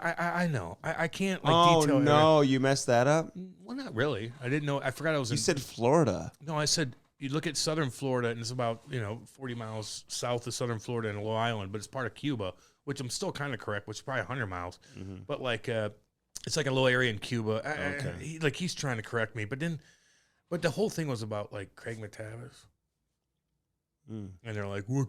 You never, And I'm like, "Yeah, we interview everybody. You fucking idiot. Would you interview O.J. Simpson?" I go, "Fuck yeah, I would." And it's like, what are you trying to get at, dude? Yeah. Like You don't have to respond to all that. No, I know, but it's just like, fuck, settle down. Right. You're that angry? Don't listen to Hey, it. I would interview O.J. Simpson. No shit. I I interviewed got Kim a lot Jong of Un. questions for that. No motherfucker. shit. He's wheeling It'd 50-year-old probably be the cougars. best interview he's ever done. I know it would be. We do damn good interviews, and I think everybody knows that. I listened to Rogan and Mike Tyson on the way to Chicago. The Which whole one? thing. Has he done it more than Oh, yeah. once? Dude, Mike Tyson's awesome, dude. Hell yeah. Listen to Joe Rogan and Graham Hancock. Listen to Joe Rogan and Bob Lazar. Hardcore. All y'all know. If you know, you know, you know. Fucking hardcore alien shit. Yeah. Legit. Now, Graham Hancock's about, just like I said, you talk about conspiracy theories. I believe what Graham Hancock's talking about. There is a 12,000 years ago, before we got rocked by the Ice Age, there was higher intelligence than we think. Really? It wasn't just hunter-gatherers. It was guys making huge building monoliths Wow. like fucking like Egypt. And all of a sudden it got destroyed by the Ice Age. Wow. And everybody's like global warming. Well, I I'm get going to that. check that out. I get that, but I'm gonna- scared about that. I'm going to go watch I'm that. scared about us freezing over again, because that's what's as close as possible. Not if you have solar panels, you're not. Because global warming The could sun will affect. heat that Listen to up. me. Global warming, it could be hot enough to where it turns cold too, in weird ways. So it's like it's very bizarre. But in our recent history, it ain't about getting warm. No, it's not. It's about getting cold, Ooh. and that's scary. That is scary.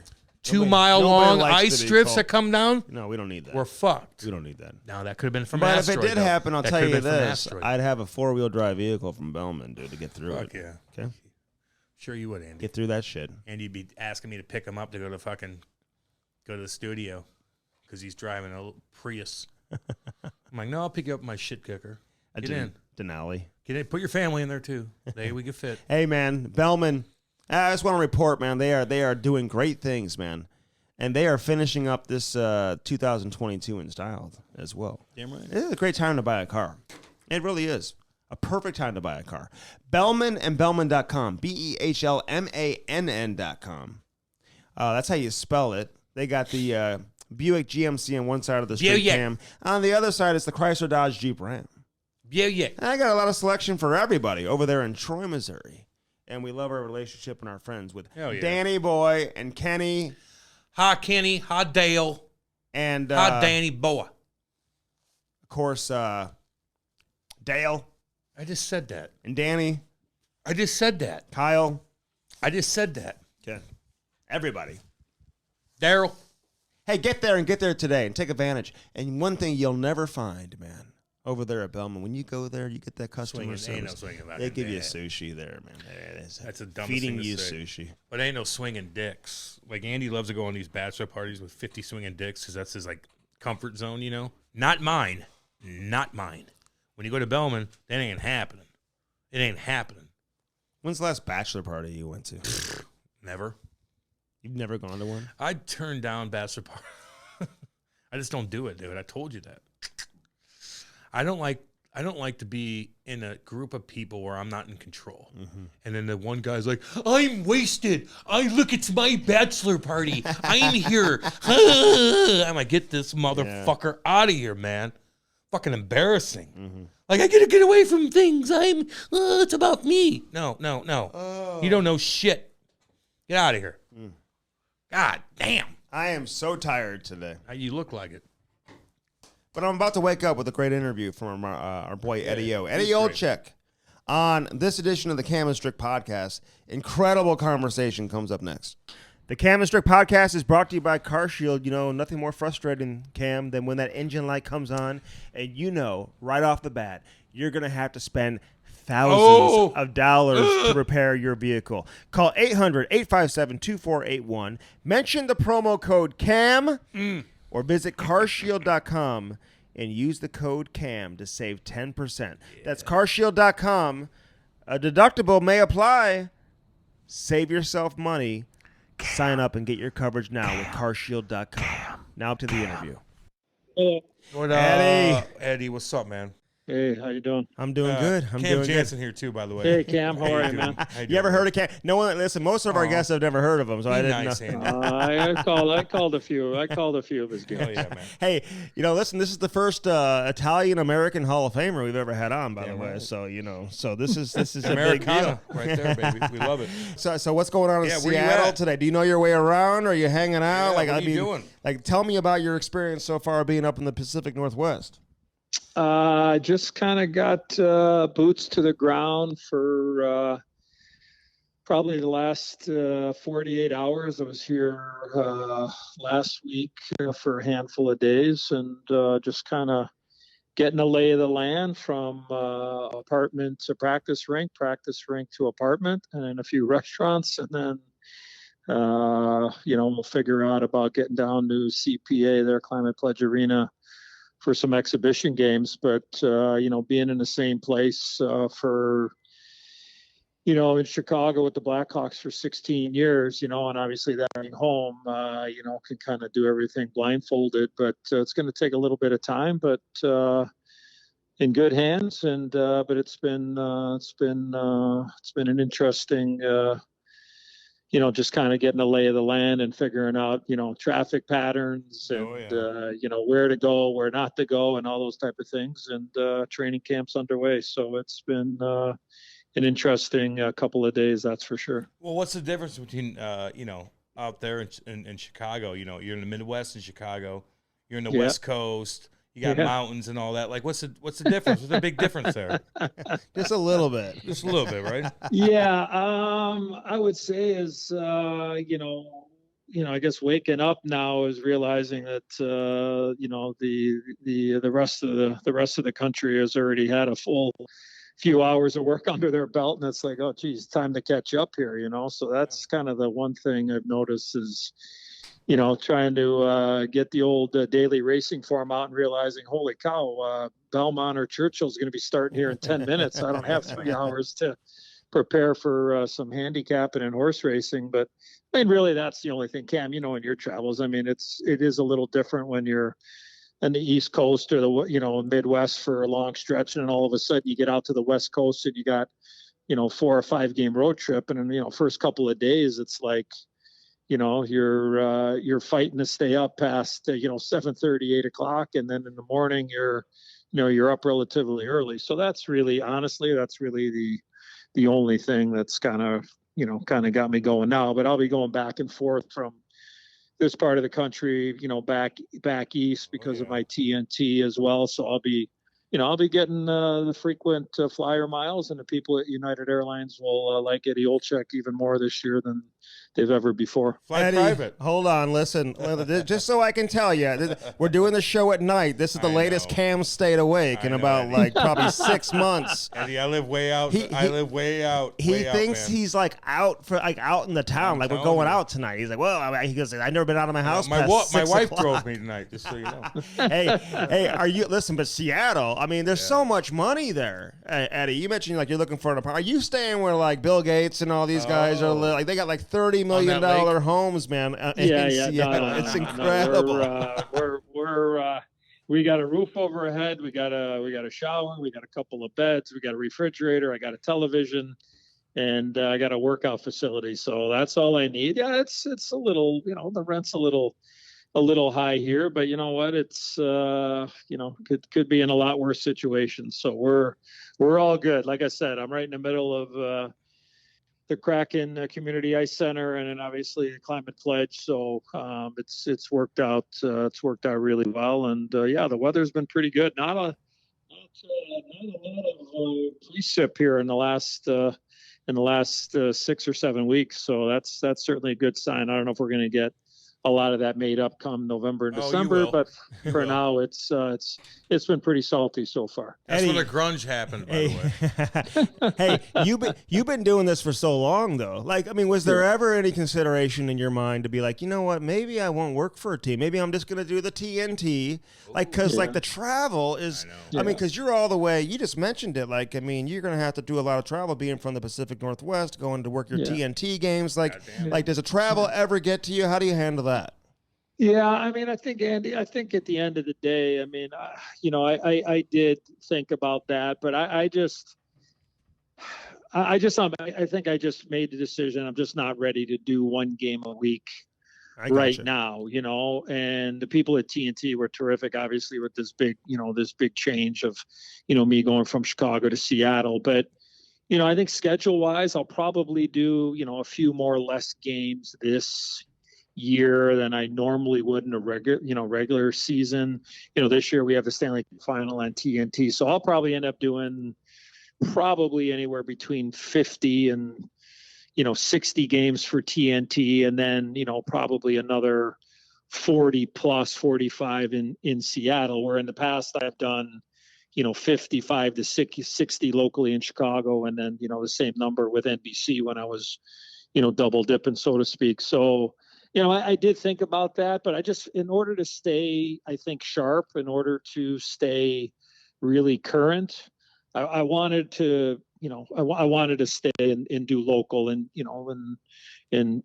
see games, see teams, talk to people, be on the road. It's different. It's just, you guys know that. It's just much different than being in a rink than just watching on TV, So I think just for the mind to stay fresh and whatever. Now, look, I have 2 grandkids now, and they've moved back into the area where I live in Chicago. And that certainly, that made the decision, to leave home very, very difficult. But, I think the people in Seattle have been terrific as far as the schedule, and I'm not going to try to be crazy and do a Monday night in Seattle and then a Tuesday in Edmonton, be in Minnesota for a Wednesday and then be in Calgary on a Thursday. That's just not gonna I'm not going to do that. But I just wanted to make sure that I was staying fresh and in doing games. And, look at if the schedule becomes a little long or a little rough, I just have to speak up. And, I've had some health issues over the course of the last handful of years. And I just want to, make sure that I'm doing right by myself, most importantly, and then along with the team. And, getting a chance to work with Johnny Forsland and JT Brown is going to be terrific, and be on the broadcast. And, so long-winded. Yeah, I did think about it, but I just was like, you know what? In order for me, I think to be the best that I can be, I needed to do games. And, with only doing one game a week at Turner, I just didn't think that, I could do the best job that I could unless I, stayed with a team. And, I got this opportunity here in Seattle. Listen, like for a lot of people, the Blackhawks, it's like you're such a face of the Blackhawks organization. Like you're so familiar with St. Louis. Like they've had so many legendary broadcasts here, like not only on the hockey side, but also on the baseball side. And they're so revered and they're so respected and they're so tied in with the community. Like they just don't leave. Like they stay here forever. Right. And I'm just curious, like how it got to that point where Eddie Olczyk is no longer working with the Chicago Blackhawks. Is that even hard for you to come to grips with sometimes? I mean, yeah, look, I never thought in a million years that I would ever leave or not be doing Blackhawk games. I mean, it's just the reality of it. I mean, Rocky and his family and Danny Wirtz, I mean, they've always been just unbelievable. The Blackhawks have always been unbelievable to me. And look at that, will always be home. And I incredible run of 16 years of doing the games.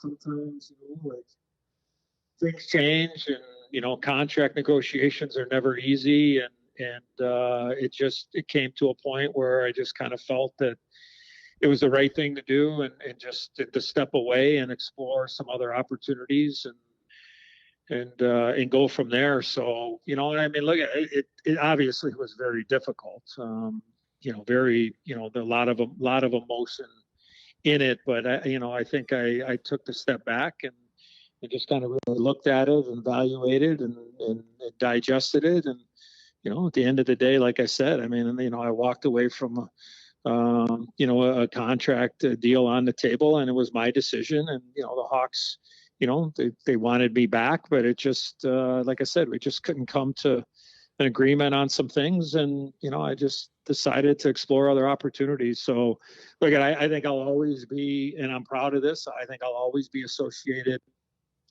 with the franchise, regardless, if with me not being there. But I would never trade in the opportunity to have worked at home and be a part of that franchise and that community. And at the greatest times personally, and also the lowest. I mean, battling stage 3 colon cancer 4.5 years ago, and then the Blackhawks were unbelievable to me and supporting me and my family. And but like I said, just in life, just things happen and business happens, and you make decisions. And, but like I said, I have, look at Seattle, made me too good of an offer, and I get a chance to work with my middle brother, Ricky, who is a vice president and assistant general manager here with the Seattle Kraken. And we lost our mom just around a year ago now. And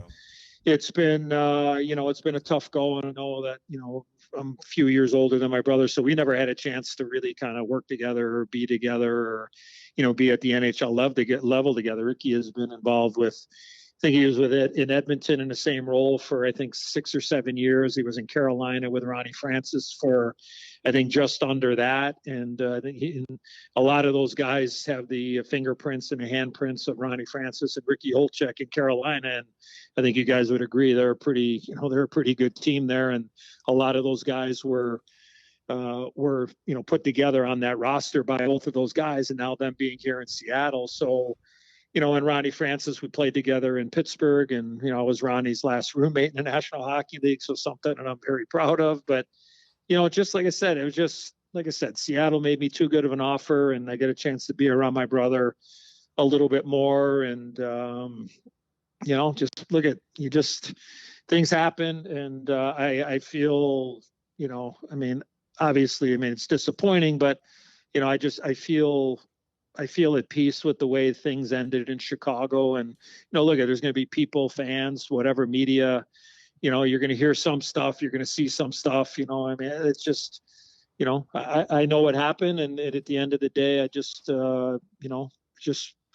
I'm very much at peace with my decision, and I wish them the best of luck. And I mean, it'll always be home. I'll always feel like I'm a part of the Blackhawk family. And I think I left on very good terms, at least as far as I feel. But, it's just a new chapter and a new challenge, and just very excited about the opportunity that I've been presented here in Seattle. Of course, everybody loves you in Chicago. Everybody loves you everywhere. But let me ask you something, though. Like, even if I go down the street and my wife kind of worries where I'm going. Like, you're traveling all the time. Like, you're good to go. Like, do they ever say, like, I kind of want you home? Or are you do they bug you about being home because you're traveling so much? I mean, how many days of the year are you out of town? Yeah, well, this, Cam. I mean, I my wife signed off on this, in realizing, kind of where the road was headed, when, contract negotiations or whatever. But, my wife was very supportive. She always has been. And I think the way that I look at it is that, the schedule that we have, where, I'm home from, the middle of June all the way till the end of September. You know what I mean? Like, very lucky to have, July, August, have 3 straight months off where it's family first, and not having to, to work around my schedule. But like I said, I look at this may last, 2 years, 4 years, 5 years, I really, as far as the commuting part of it. But, I just think that, at least for right now, health wise and opportunity wise, that, we're going to make this work, family wise. And like I said, with what made it really, really obviously my ties to Chicago, but, with my oldest son, moving back to Chicago, with 2 grandkids living only a couple of miles away, like that was something at the forefront. I mean, I have a couple of my kids that, still live in Chicago. So family has always been a big part of my life, and in making those decisions. But I think I got the stamp of approval from the most important person, and that's my wife, Diana Olczyk, of over 34 years of marriage. But then also my kids, and just saying, look, like, here's an opportunity, and and I think I'm gonna go get it, and just and see. And like I said, like, we can figure this out as we go. But it was important very much that that my wife understood, and having been involved in being traded and fired in Pittsburgh when I was coaching and moving around, she understands. But I think in this situation, like I said, my schedule and the TN schedule, which has precedent as far as, the local schedule here in Seattle with Root Sports, is, just building around that and then working itself out from there. So, I mean, there's going to be stretches where, it's going to be rough. They're going to be on an 8 or 19-day road trip, but, there's going to be opportunities where, I might be home for 12 or 13 days. So there's good and bad, give and take. But look, I'm just blessed to have the opportunity, and that's the way we're looking at it. Okay, I need to see. People probably don't even know Eddie. You're like this legend, like this phenom growing up in USA hockey. Like, I mean, like, what is going on? He's going to Canada. He's putting up a ton of points. Olympics. He's beating Al Freddie, who's been on the show, by the way. Yeah. And you're beating him, and he's playing for CompuWare, I think, back in the day. Yeah. So they had the greatest midget team ever assembled with him and Patty LaFontaine and Elfie Turcotte. And those orange jerseys. I think we lost like 3 or 4 games to him during the regular season. I think they were like 97-2-1 for the season. And we ended up playing them in the midget national championships in Manchester, New Hampshire in April of '82. And we beat them in the national championship. And I got to live on that off of Big Al there when we played together on the Olympic team. Some 2 years later. So I had bragging rights there for a few months anyway. And you played with him in Toronto too. But wait, would you have grown up playing with Chelios, or because I feel like you played with him on the national team Chelly's too. a little older than Okay. me.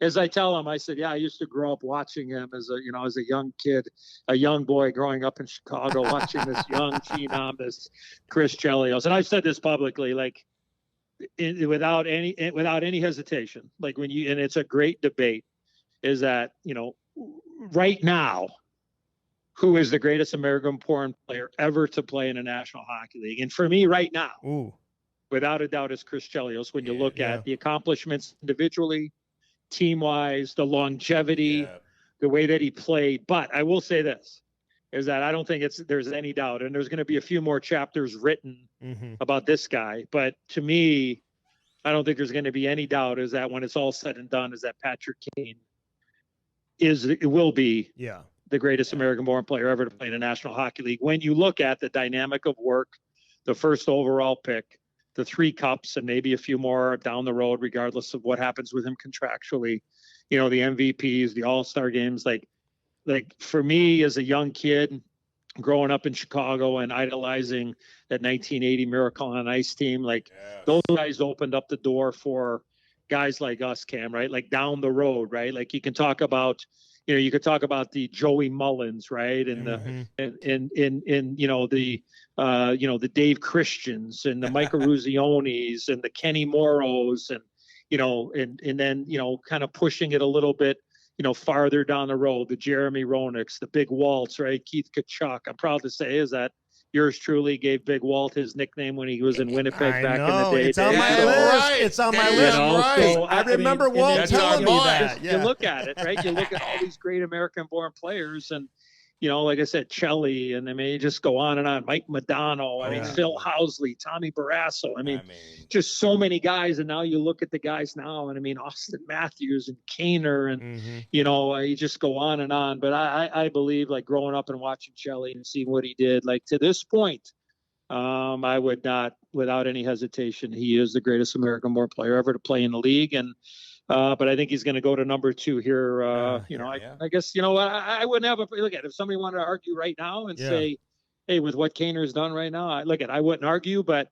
when it's all said and done, I think it's going to be 88 and then in that thing. So, I'm very lucky to have seen and played and worked alongside and called a lot of great hockey, but a lot of guys from the red, white, and blue making it to the show. Yeah, and hopefully, Patty, he gets another crack at it 1 or 2 more times with that USA jersey too, to even make a more of a statement on his career in terms of his resume.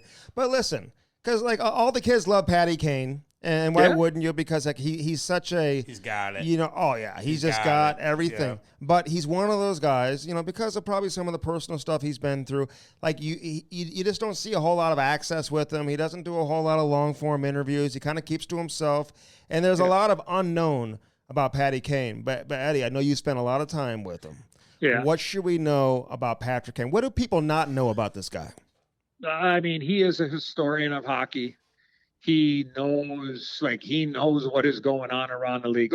You guys could say, and Cam, I'm sure you play with a bunch of guys that who do we play next? What's their deal, right? Then you got other guys who are sitting there telling you, they've lost 4 or 5. The coach is bitching at this guy or what. Everybody's got their own, their own way of going about stuff. But to me, Patrick Kane has always been, he really respects the game. He respects the players that have come before him. He knows the players around the league. He's just so fine tuned. He can tell you, again, it's a small thing, but something when I talk to players or whatever, and I just, little just conversations ago, hey, you know what? Tell me which way Jacob Chickham shoots. Mm-hmm. I mean, honestly, it's probably 50-50. Some guys would go, he's right-handed. No, he's left-handed. Kaner would be able to tell you he's left-handed. He's got this type of a curve or whatever. You know what I mean? That's how, I think that's how in depth he is. Just so wise. I mean, he's just so focused. He is driven. He wants to be the best every night. He wants to, do what he does best. But to me, that's probably the compliment that I would give him is getting to know him as well as I have over the years. is that he's just a guy that is just a real student of the game. And I think that's helped him along the way. And when you look at records and points and longevity and whatever, I think there's something to that. His preparation is second to none, and he's been pretty consistent over his NHL career without any hesitation. And when you win a couple of Stanley Cups, that certainly does the trick as well. Hey, explain, Lo. Like, we all look at this, and I was still playing at a time when Chicago was really kicking ass and taking names, and they're winning, and you're in the big market, and everybody's wearing Chicago Blackhawks jerseys everywhere in Chicago, which is such a huge city. What they did, like, explain to people how unbelievable that was. I mean, people going to Chicago, like, you got like businessmen making $2 million a year just getting out of the office. They put they take off their suit jacket, they put a Kaner jersey on, they go to, like, there's 22,000 people there. Like, explain how unbelievable that was, the run with the Chicago Blackhawks in that town. It's unbelievable, isn't it? Yeah, well, considering, where they came from, Cam, it was dire. It was dire at one point. You weren't on TV. And, you weren't even on TV. Yeah, when we were kids, they weren't on. They were on TV. We couldn't see you. Yeah, the last professional sports team to put their home games on television. Wow. Yeah, that's just the way that it was. But now, when you really look at it now we're going to pay for streaming and paying for watching games on Amazon or trying to watch football. Or so again, it's just that was a business decision by the franchise at that particular time. But I think when you think about it, is that the arrival and the draft picks of Duncan Keith and Brent Seabrook. Oh yeah. And then obviously getting Jonathan Toews and Patrick Kane in back-to-back drafts.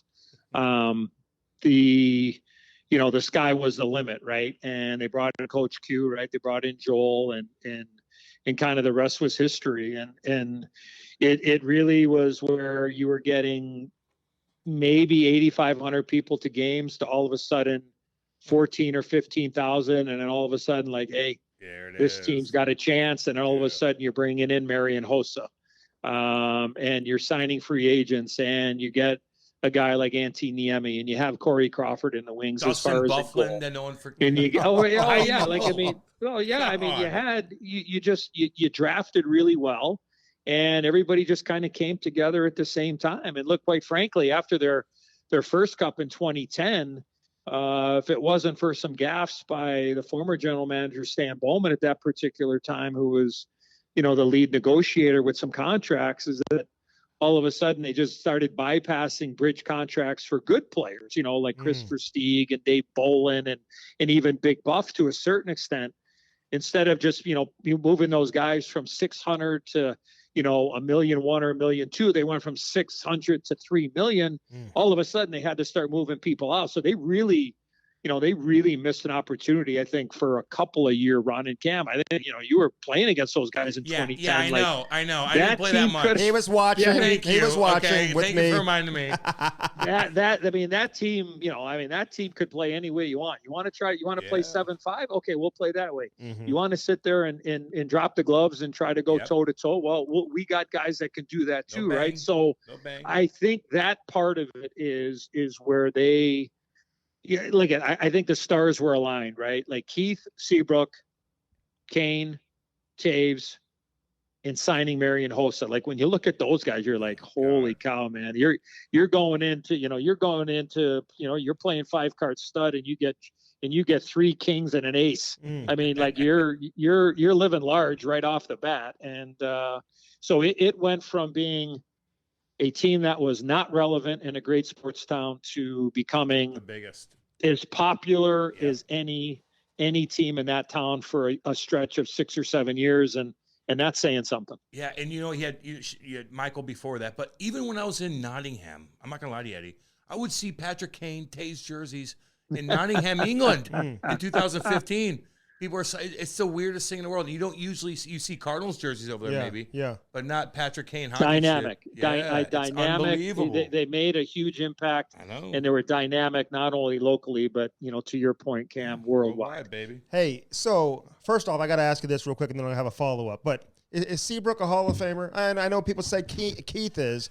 Taves and Kane, Keith, automatics. hold on. Can I interrupt you, Andy? I'm sorry. Yeah. Keith, 100%. Yeah, 100%. Yeah, for sure. 100% Hall of Famer without any hesitation. Brent Seabrook, I don't think so. Okay.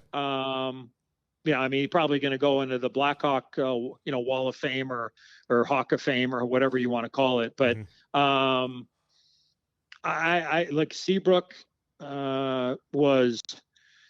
I think he was an incredibly quiet leader on that team, where he kind of was able to, when it got a little rocky or it got a little rough or somebody needed to be, quite frankly, put up on a coat rack and hung up there to just straighten him out. Brent Seabrook was that guy. I don't think there's any doubt. Like, a very underrated player, but I think an impactful player when you talk about locker room, keeping people honest, and being able to do it in a way where guys looked at him, whether he had a letter on his chest or not, and sit there and go, okay, we know who one of the unsung leaders are, if I could use that phrase.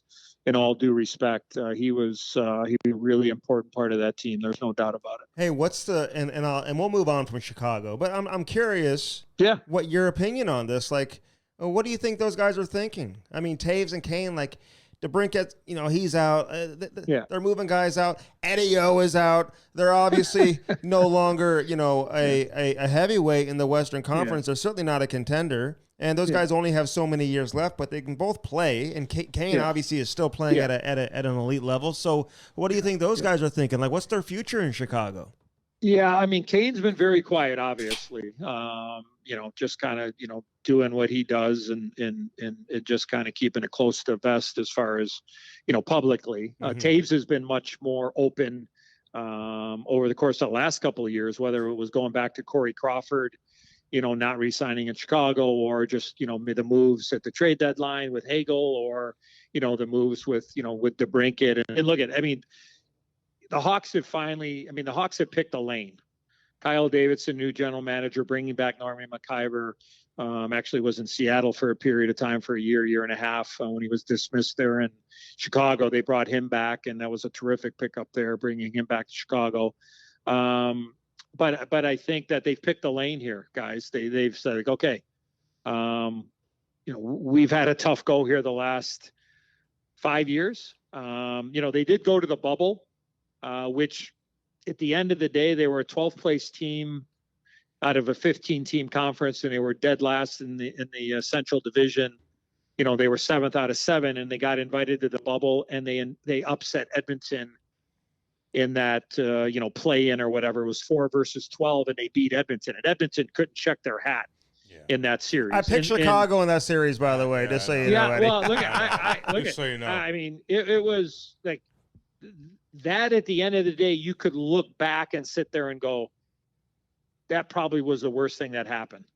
Is that they went to the bubble, or Edmonton beat them, because when you look at the moves that the general manager made after that, it was almost like, oh, we're okay. We're going to be, we're going to be good. We're going to be, but when you're 12th out of 15 and you're dead last in your division over the course of 50 games, and then you go into a bubble, and look at, some teams played really well and players played really well in the bubble, and some didn't. So it was really hard to get, like, I don't think you could really gauge, in my opinion, overall, in that setting. And I think when you look at the work prior and then the work after, you sit there and go, well, it probably ended up being the worst thing in the world for them to go to the bubble and sit there and think, like, okay, they were on the right path, which they weren't. So in saying that, when you look at what Taves and Kane specifically, Andy, to your question about what they're thinking or whatever, when you see what they've gone through here the last 4 or 5 years, and then seeing the moves that have happened. Again, look at, they picked the lane. They're rebuilding. And I get it. And I understand it. I lived it when I was coaching in Pittsburgh back, 15, 16 years ago. I saw it and I understand. But they've picked the lane here, and they're going, look at, we need to start preparing. And it's going to be a long 3, 4, 5 years until they can really get back to where they were. And look at, you got to draft well, you got to get lucky, you got to get a building block or 3. But look at those guys hold the cards. They have no movement clauses. They're both at the end of their deals. They're the ones that dictate the terms, and they're the only ones that could really, decide on how they want to go about, this season. And the salary cap is not easy. Both those guys make what? They make 10.5 schmil a year, right? Mm-hmm. And the longer they go, the easier it is for teams to maneuver money, be able to fit them in, because the more money that Chicago eats or takes in, a lot easier to move those guys at the end. But look at those guys make the decision. And, I got to imagine that got to be 15 to 20 teams or 31 teams that would love to get Patrick Kane, depending on the salary cap situation. And for Jonathan Toews, I think he's a guy that could really help in certain situations on a handful of teams. But, maybe these guys just sit back and look and go, okay, I'm going to observe. I'm going to see who's good. I'm going to see, maybe who can make some cap space. And then, look at both these guys are going to hit. I shouldn't say that. Both these guys have the ability to become unrestricted free agents at the end of the year. So, Kane, there's no doubt in my mind he can play another 4 or 5 years without any hesitation. I believe that, and still be an impactful player. And for Jonathan Toews, I think it's finding the right role and being in that situation to be a penalty killer, to be a face-off guy, to be a mentor, to play on the second power play, and to be able to be a guy. Like I think when you start looking at teams and who might be, in or available or whatever, but I think when you look at the hockey part of it, you start looking at it going, wow, could you imagine putting, 88 with this guy, or putting 88 in a situation and putting 19 in Toews and putting him in a role playing behind, this guy or that guy. So yeah. I'm not sure what the hell they're going to do, but at the end of the day, I know that they hold the keys, and they've been given a no movement clause, and at least for right now, they're going to stay put, and we'll see how this all plays out for Kane and Toews. Yeah, well, they should hold the keys. And whoever gets Toews, you're still getting Jonathan Toews, like just his presence alone. But, listen, Eddie Olczyk, you were a head coach. I'm curious if you like coaching. Yeah. Like, are you glad you did it? Like, and you got to coach did everything, Andy. I know, and you got to coach Sidney Crosby, his rookie season. I'm curious what that experience was like, coming in with such crazy expectations as a head coach. Like, how do you handle that 18-year-old kid who's like, he's bigger than anything else in the organization? How do you control that? Well, how do you reflect on your experience as a head coach? Loved it. I loved it. I miss it. I miss it every day. I loved the teaching. It was a situation where I'll just take you guys back. Back in 2000, I retired in the National Hockey League. I think I played my last, matter of fact, I played my last NHL game against the St. Louis Blues at the old United Center. I call it, say Chicago Stadium, but that was well before. Did Pronger cross-check you that game? He cross-checking it. Are you concussed still from Pronger? No, actually, you know what? I think Jammer might have wishboned me there. Probably. He ain't gonna hurt you. But no, I played my last game in Chicago in 2000, and then I retired, and I got the TV job locally in Pittsburgh for the Penguins. So I commuted for 3 years between Chicago and Pittsburgh. And then, like, probably at the end of my second year, I got approached about getting into coaching or whatever. And I the way I try to do the games, I always try to teach and instruct and just kind of, show people things that maybe, that maybe you get missed or overlooked or whatever. And I just always enjoyed the teaching part of it. So during my third year when I was broadcasting, so I'm going back to the 02-03 season, I interviewed with Craig Patrick, who at that time was a general manager for the Penguins. And I just, and I talked to Mario, obviously, who was retired at the time. But, I just said, look, I know the team had, fallen on tough times, and we're kind of going into a rebuild, and we didn't have any coaches hired in the East Coast League and Wheeling. We didn't have anybody in Wilkes-Barre, Scranton in the American League. And they were going to make a change at the NHL level. And I said, I'd like to really be considered for the American League job. So I went in and interviewed for the American League job. Like, I was ready to go to the American Hockey League in the summer of 02. In the summer of 03. And I went in and I had like a 5-hour interview with Craig about Wilkes-Barre, and just, and I just really wanted to teach. I really wanted to just kind of get a feel for it and whatever. And next thing you know, I got called back, and halfway through my second interview, Craig just said, I just want to make you realize. Now, Craig Patrick, I mean, all you got to do is Google his name, but Craig Patrick was a part of the 1980 Miracle on Ice team there in Lake Placid, and his family is legendary, and he coached in the Rangers and been a huge executive all his NHL career. But Craig said to me, because I don't know if you know this, but my first actual head coaching job was in the NHL. And I didn't realize that, and we just kind of hit it off, and the team was going to rebuild, and we were going to blow it up and move all our contracts out, and we were going to go young. And Craig said, would you consider the Pittsburgh job? And I went, is the head coach? And he said, yeah, and I'm like, well, what am I going to say? I mean, you say no. I mean, I'm just like, well, let's talk about it. So we talked about it, whatever, and then next thing you know, they offered me the job, and I took it. So what I'm getting at is that that's kind of how it all kind of all came to fruition. Where my first job in the NHL, or my first job coaching, was in the NHL. Now, when you look at it since 2003, you can look at managers, coaches, general managers around sports that have gone from the broadcast booth or gone from playing right to managing and coaching, right? You had Aaron Boone do it with the Yankees. You had David Ross do it with the Cubs. You had John Lynch do it with the 49ers.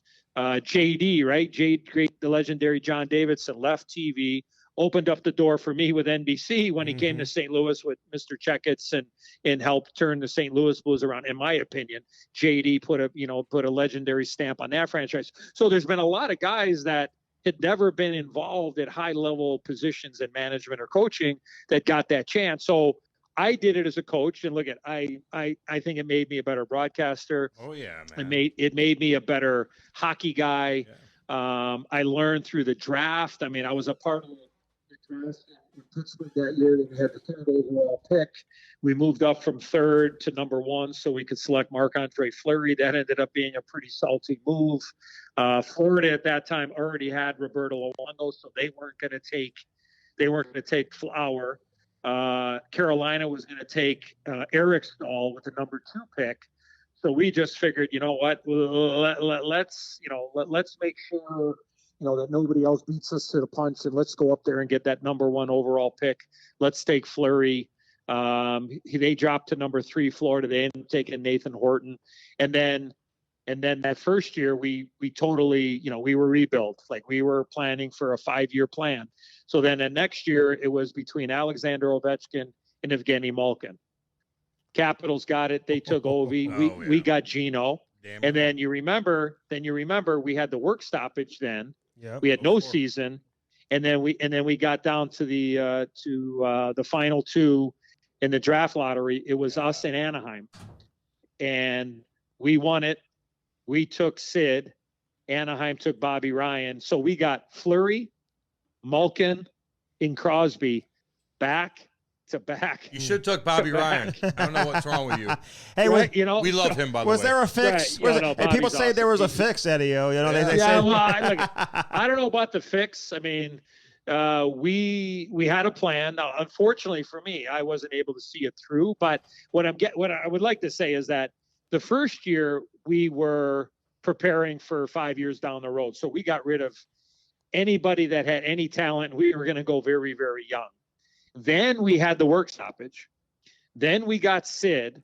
And then all of a sudden, Mario came out of retirement. Yep. We signed Sergei Gonchar, Ziggy Palffy, John LeClaire, Mark Recchi, Jocelyn Thibault. Jesus. Like, we went from, I remember Craig Patrick coming to me and going, give me your wish list. And I go, what do you mean? I go, he goes, any player, any position, I need a list. I'm like, okay, Mike Modano, because Modo was unrestricted free agent. I said, what about Modo? He goes, okay. I go, what about Cujo? Because Cujo's contract was up that year. I said, how about Cujo? He goes, okay, I'll put him on the list. I said, Ziggy Palffy. I mean, at that time, Palffy was big time. He was scoring 40 goals a year, wasn't he? Was. I mean, Yes. So I look at long-winded, very long-winded. Excuse me, but I really enjoyed that experience. Like, I really did. Look, I mean, I'm sad that I wasn't able to see it 5 years through because obviously the Penguins went on to win a Stanley Cup, I think, in the fourth or fifth year of our rebuild. But to be around Sid at that year, like at the first time he stepped on the ice, it was like, holy cow. Like, what do you mean though? Like, what do you mean by that? You knew right away. What do you mean by that? So like, well, when he stepped on the ice, you just saw the power and the hockey sense and the IQ and knowing like this guy is breathing different air. Cam, I could probably let you think about this for 10 seconds and then I'll stop talking. You think about a guy, opponent or teammate, is that when he was on the ice, you sat there and went, God. Okay, this guy is way different. Like this guy is way different than anybody that I've seen in the league. And for me, when I saw Sid, I played in the era of Wayne Gretzky, Mario Lemieux, Mark Messier, Brian Leach, Dennis Savard. I can go, on and on. Al McInnes, Chris Pronger, Keith Tkachuk, Timo Solani. I know I'm missing 30 guys. Andy Strick. But when I saw Jaromir Jagr, when I saw this guy step on the ice, I went, okay, first off, this isn't fair. Really. This isn't fair. And B, I'm glad he's on our team because like this guy is going to be like it's going to be, okay, guys, jump on my shoulder. Let's go. We're going to be better than everybody else. And I'm going to show everybody how great I can be. So Cam, who would that guy be that impressed you so much? Well, the guy sitting right next to me, Andy Strickland, he's an unbelievable athlete, by the way. No, Ilya Kovalchuk. Like that, I know. What about Marty, man? Fucking Marty Brodeur. Like he just in practice, he would do that. Yeah. Hey, how was Mario Lemieux when he came back? Like, did he just like explain his like presence everywhere in the whole organization? Well, look, a guy could take 3 or 4 years off and all of a sudden come out and put up 2 and 2 in a night. I mean, look, I play with Mario. Then all of a sudden, I'm doing the air quotes here, parentheses. Is I coached Mario when he came back. Right now, think about it. Mario was the owner. He was the captain. He's my friend. Oh, he's my former teammate. I'm like, when he would come into my office, I knew what hat he had on, right? He had the owner's hat on. He had the captain's hat on. He had his friend hat. But look, I saw him, what he went through to play when I played with the Penguins back in the mid '90s for a couple of years. And like when you look at it, I don't think he gets his, and I know we're talking a lot about here in baseball with obviously Aaron Judge on what he's doing and the numbers and everything. But when you look at the numbers, the goal scoring numbers, and obviously Ovi's, moving closer to Gretz.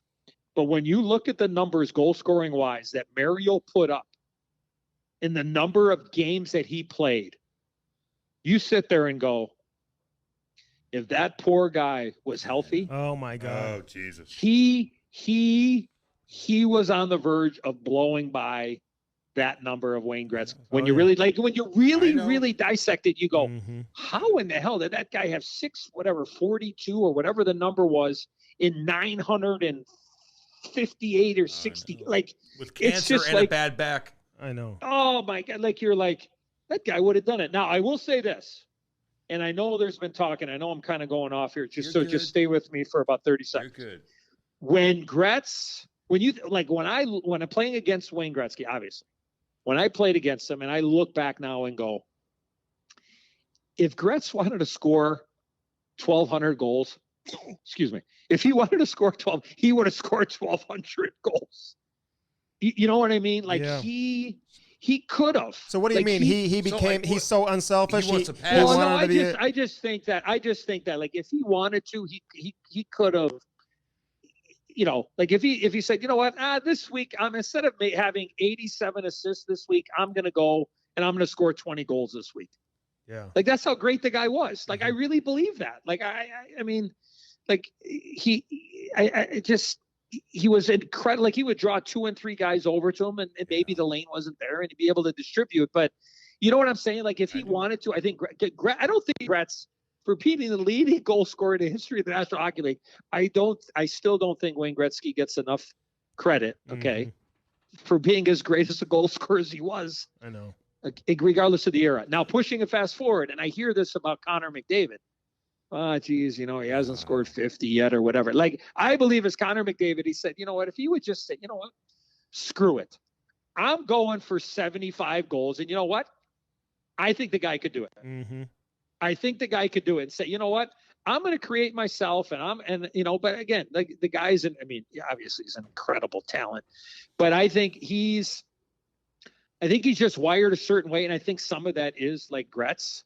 And greatest compliment, right? To be compared to Wayne Gretzky, or just say that a guy like is draws people to him and distributes and passes the puck as well as Wayne Gretzky did. But I think a guy like Connor McDavid, if he wanted to, I think he could sit there and go, you know what? I'm going to get 70 goals this year. And I'm going to look, but again, like the guy's not wired that way where he's going to be looking at trying to get that. Like if it happens, it happens. But I just think his demeanor and the way that he plays is more, being a distributor than maybe necessarily a think, shoot first type of mentality. Let me ask you this about Sid though. Like his rookie year, did you ever have to sit him down and be like, Sid, like you got so much going on after the whistle, you're going after the referee, like because he did a lot of that, as you know, firsthand. You saw it. Yeah. Like as a coach, how'd you deal with that? Yeah. I don't remember. Maybe it was 6 games in, 8 games in. We were in Philadelphia. The game was on Versus at the time, and if you remember, Darian Hatcher kind of, I think, knocked his teeth out during a penalty or whatever, and then we were on a power play, and then Hatcher was giving him the business, and then Sid took a retaliatory penalty. And, I just, it was one of those things after the period. I just said, look at, first off, welcome to the National Hockey League. Welcome to Philadelphia. Yeah. Like that's going to happen. It's Pittsburgh, Philly, right? Like Cam, it's Rangers, Devils. It's Blues, Blackhawks. It's Penguins, Flyers. I mean, it's going to happen. And I just said, so I got interviewed after that happened on the bench from, I called him Billy Softsteel, Bob Harwood. And Billy interviewed me, and I ended up working with Billy Softsteel, Bob Harwood, a.k.a. Later when I ended up getting the TV. And Doc Emmerich and John Davidson were doing the game. And Billy Softsteel asked me the question about about Sid and the retaliation or whatever. And I said, and all I said verbatim was, it's been addressed and it won't happen again. and look at, and I think as time went on, I think Sid certainly learned and matured and understood. And I think Ken Hitchcock and Mark Recchi in particular were guys that added fuel to the fire with Sid and his actions in particular in that game. And then, and after that, but look at, all young players go through it. Oh yeah. A guy like that's being, targeted and looked after and what have you. I think he understood, and look at the start. I mean, was the criticism and whatever warranted. I think at times it probably got, but look at, as a coach, you just say, man, don't worry about the refs. Don't worry about, you want to engage with the player, whatever. Hey, I'm all for it, but just let's make sure you're focusing. We're not, making, look at, you can, fly by the referee or whatever, and so I think.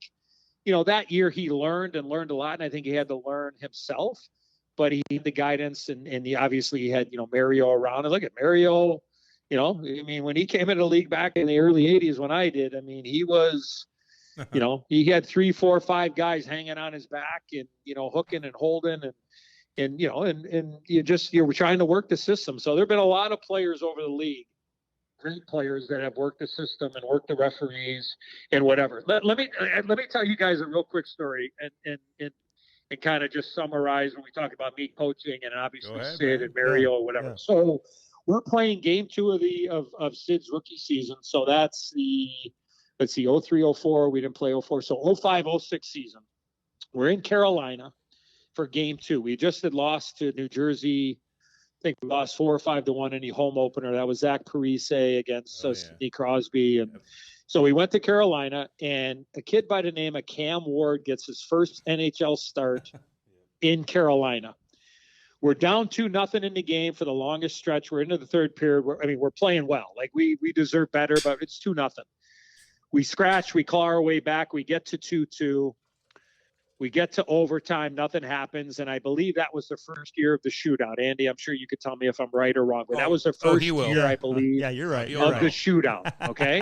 Yeah. So I'm looking at the bench, right, and I don't have my second game in the league. I'm coaching, and I'm like, holy cow! I'm standing there, I'm licking my chops. I'm going, okay, rookie goalie at one end, and I'm looking at my bench, going, Mario Lemieux, Sidney Crosby, Ziggy Palffy. I'm like, hey, Cam, I'm like F and A, F and A, and F and A. Like, this is, I get to get my first win. Somebody's going to grab me the puck. Everybody's, we're all happy, whatever, right? Yeah. So we get into the shootout, right? And I believe the order went, I think I went Sid, Mario, Palffy, because I wanted Sid and Mario to shoot, right? Like that's, that's what I want to do, right? Yep. So Sid misses, they miss. Mario misses, they miss. Oh. They miss. I'm like, okay, Ziggy, here you go. You're making 4.5 or 5, whatever Craig signed you to. I'm like, this is it. Let's go. He misses. I'm like, I can't believe this. Are you really serious? Paul Bissonnette. I'm like, yeah, no. Yeah. Biss was in the bullpen at that particular. Yeah. Oh, I know that. I know that game. So all of a sudden, here comes Hot Rod.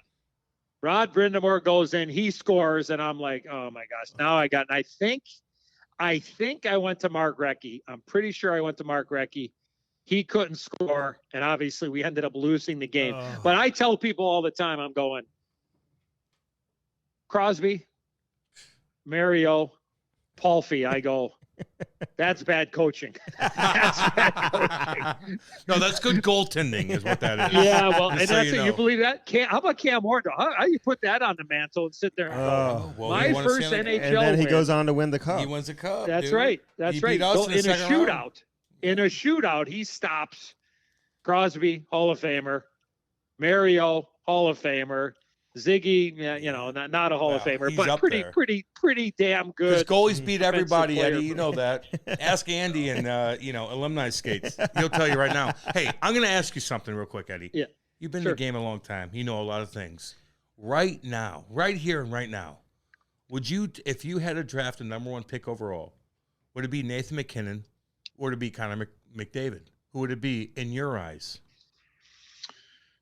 Or McCarr? No, Andy, don't confuse him. I said 2 guys, go. 2 guys right now. Who'd you pick? Yeah, I mean, you're not talking about. You're just saying right now. I'm just saying right now. If you had to pick a guy to establish your team, who would you pick? Well, to establish a team, I would look on the back end. I mean, that's just me. But Andy, you confuse them. Matthews. No. I just want these 2 because look, we got. Can we roll back? Can we roll back the tape and Cam? Can you ask me the question? Let me ask it again because Andy fucked me up on this. He got a concussion by asking. No, because the fans want to know. And I'm saying, who's the best player in the game? Go ahead. Who's the best player in the game? Who's the number 1 pick right now? Right now to this day, in your eyes, go, Eddie. Yeah.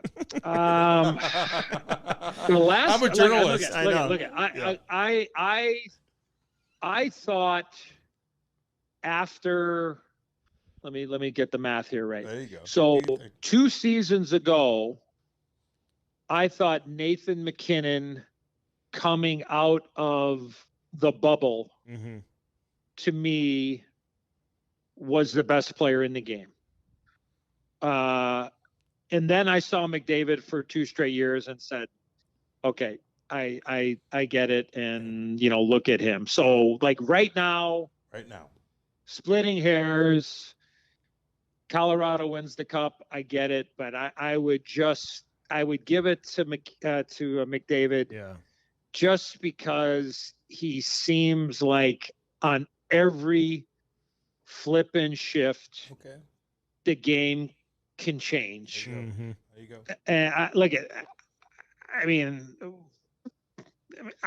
it is so difficult, but I would just say it just seems to me is that that McDavid is just like on any shift, he just has that ability to to put a crooked number up for his team,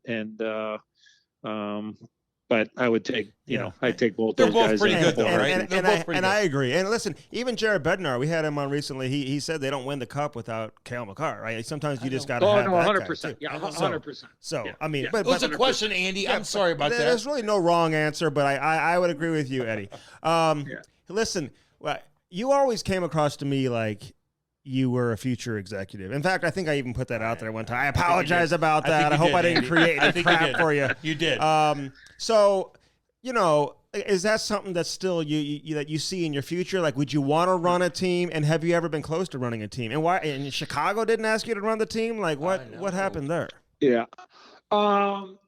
Nothing happened. I had some great talks with Danny Wirtz the last 6-8 months or whatever, but nothing really came to fruition as far as management in Chicago.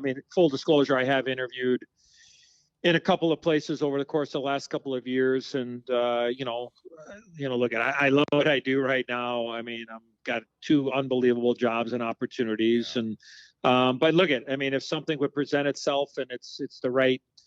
It's the right time and it's for the right people, and certainly would never say never. But like I said, I think you guys could tell I really enjoyed the coaching part and being in management and sitting in meetings and sitting in a different chair, and I've obviously got a lot of experience and been around and know the league especially the NHL, obviously, but know the league as well as anybody at the highest level. And if somebody would call, I certainly would answer.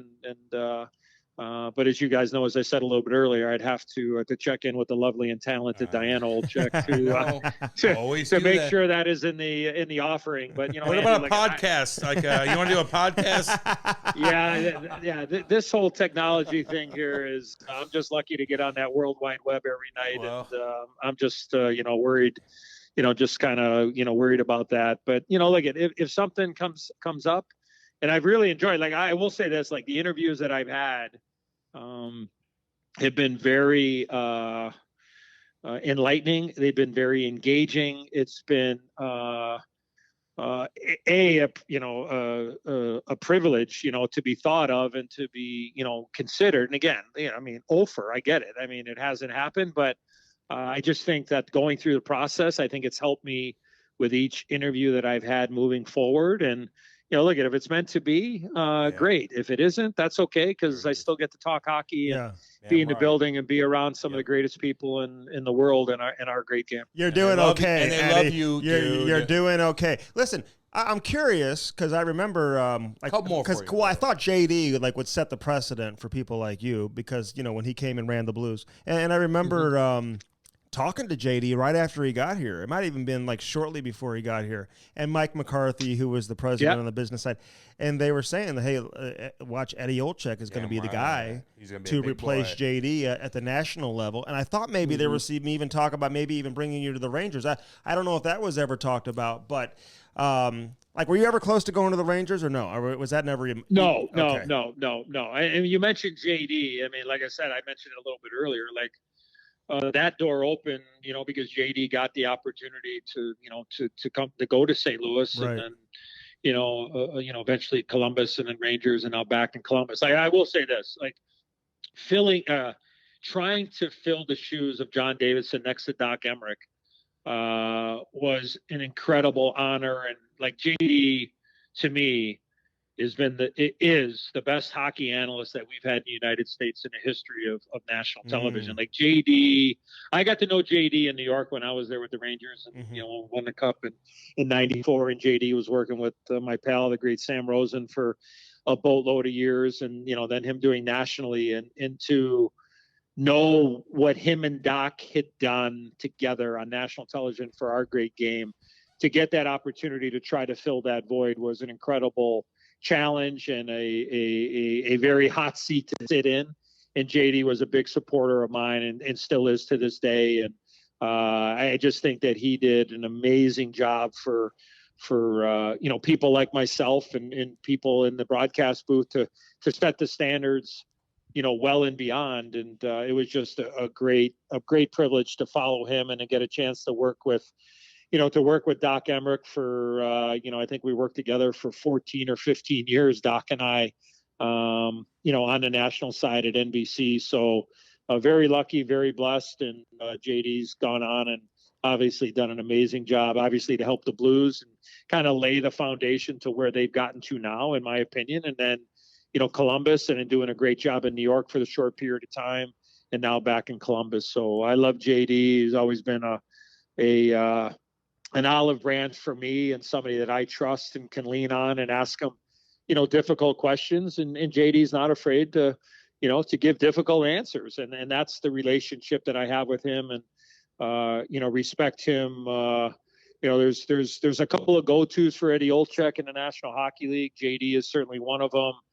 I get the opportunity, obviously, with the commissioner and Bill Daly, but, a guy like Paul Holmgren in Philadelphia and Mr. Lamoriello in the island with the New York Islanders. I mean, and Cam, I'm sure you were around Mr. Lamoriello for a handful of years, so those are my go-tos. And when I need, when I'm looking for some help or some guidance or whatever, it's incredible to have, most importantly, and those three people that I look at as mentors and people that are, at least for me and my family, people that I trust and who think the world of, and I've been able to build up those relationships for many years as a player, a coach, and now a broadcaster. Yeah, no, it's a great answer. Yeah. And Damn good answer. JD's grandson, actually both his grandsons are on my son's hockey team right now. He's at my golf course too, by the way, Edzo. I'm a golfer. Please tell me they're not goalies. No, they're not goalies. They're not goalies. All right. Hey, okay. And so we kept you long enough, so I don't want to bounce around, but I got a couple things I got to ask. Sure. And then we'll let you go because you're awesome. By the way. One of my favorite people that I've ever gotten to know in hockey, I know is a very close friend of yours, and I want to get your take because I know things got a little bit crazy there in Chicago. But do you see Joel Quenneville coaching again in the National Hockey League? Will he ever get that opportunity? Because I know there's been a lot of stuff out there, but I think there's a lot of stuff that hasn't gotten out there too. So I know that's a touchy subject, but do you see him getting back behind the bench? I hope so. I think for Joel, obviously in that whole, obviously awful situation, I think that the penalty, with Joel sitting out, I hope he gets an opportunity to get back. I think the game is better when Joel Quenneville is standing behind a bench. But again, those are for decisions, much higher on the totem pole than for yours truly. So knowing, some of the facts, knowing, some of the information, not knowing all, certainly, you have to take, not you, but you have to take that into consideration, obviously. But I'm hoping that he gets his opportunity to get back to the game and do what he loves to do. And, I talk to Joel frequently. Obviously you guys know he's a big horse guy as I am. So, a lot of our conversations, revolve around, horse racing and the great game of hockey. And we will see what happens. But I sure hope so. Like I said, I just think that the game is better when Coach Q is around. Okay, that's a great answer. And listen, we're right there with you. Hell yeah. All right, a couple more things.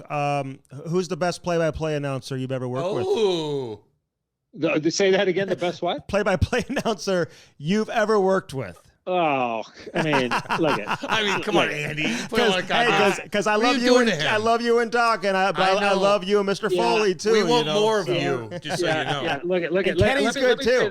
Yeah, I'm gonna take a little credit here because when you look at the people that I have worked with, I sit there and go, when I came out of, when I stopped playing in 2000, and I went to Pittsburgh and I did local in Pittsburgh, I lined up with Mike Lang. I did my first 3 years. He was my first partner. I did 3 years with Mike Lang. Okay. Then I go into coaching.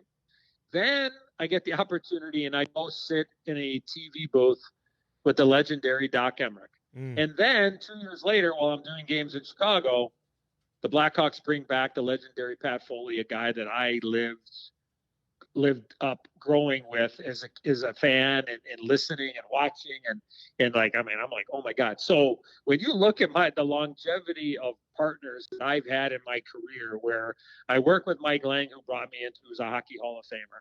I work with Doc Emmerich for 15 years. He's a Hockey Hall of Famer. I worked with Pat Foley for 14 years. He's a Hockey Hall of Famer. So I like to think that I've ridden on the coattails of some pretty damn good broadcasters in our game. So, look at all three have different styles, honestly. All three love the game, love to have fun, treated me and my family, most importantly, incredibly well. They were friends before. They were friends during, and I'm proud to say, because in relationships, sometimes, shit can happen. Mm-hmm. They're friends to this day and will always be. And I don't want to put a number or a ranking or whatever. Yeah. But all I'm going to say is one, and one. Yeah. When you talk about Lang, Emmerich, and Foley, when I talk about the longevity of working with guys. And now look at, I get a chance to work with Ken Yelbert now nationally on TNT. This will be our second full year together. And now in Seattle, I've called a boatload of games, a million of games. I think Johnny Forsland is as good as it gets. Like, I think Johnny is flat out awesome. And I get a chance to work with him and JT Brown now in Seattle. So it is that time of year for politics and whatever. So I'm going to take the high road here and say 1-1-1 for the big guys I mentioned to really help me along my career. Okay, all right. Listen, that's a great answer, and that's why you're Eddie O. You're the best. All right,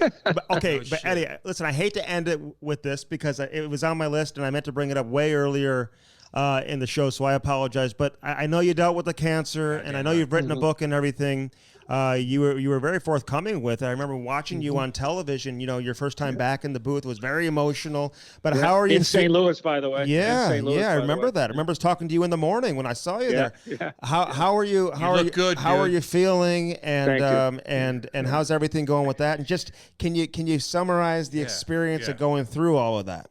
Yeah. Well, I think the one question, and thank you for that, Andy. I appreciate it, Cam. It's hard to believe. I mean, it's 4.5 years since I was diagnosed on August the 4th of 2017 of being, stage 3 colon cancer. And the one question that I get the most is, do you look at being cancer free now? Do you look at life differently now than you did prior to getting diagnosed with stage 3 colon cancer on August the 4th at 7:07 p.m. of 2017? And besides sitting in traffic, a plane is late, petty things, like besides that, I can honestly say no. And what I mean by that is that when I was going through the toughest battle of my life of stage 3 colon cancer and having, 12 treatments of 48 hours every 2 weeks for 6 months, in treatment 2, I was ready to quit. The side effects from chemotherapy and the steroids it brought me to my knees. It tested my will to live. I've never quit at anything in my life, whether I was a young kid aspiring to be an NHL player and people telling me kids from Chicago don't make it to the NHL, or you're not going to make the Olympic team, in 1984 as a 17-year-old, or being down $200 at the racetrack. Well, check that. Being down $2,000 at the racetrack. Don't lie to us. I wasn't gonna give up, right? I wasn't gonna quit.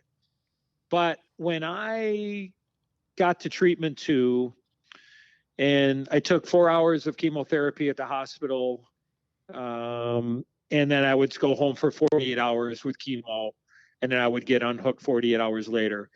The side effects for me were nosebleeds, bad headaches.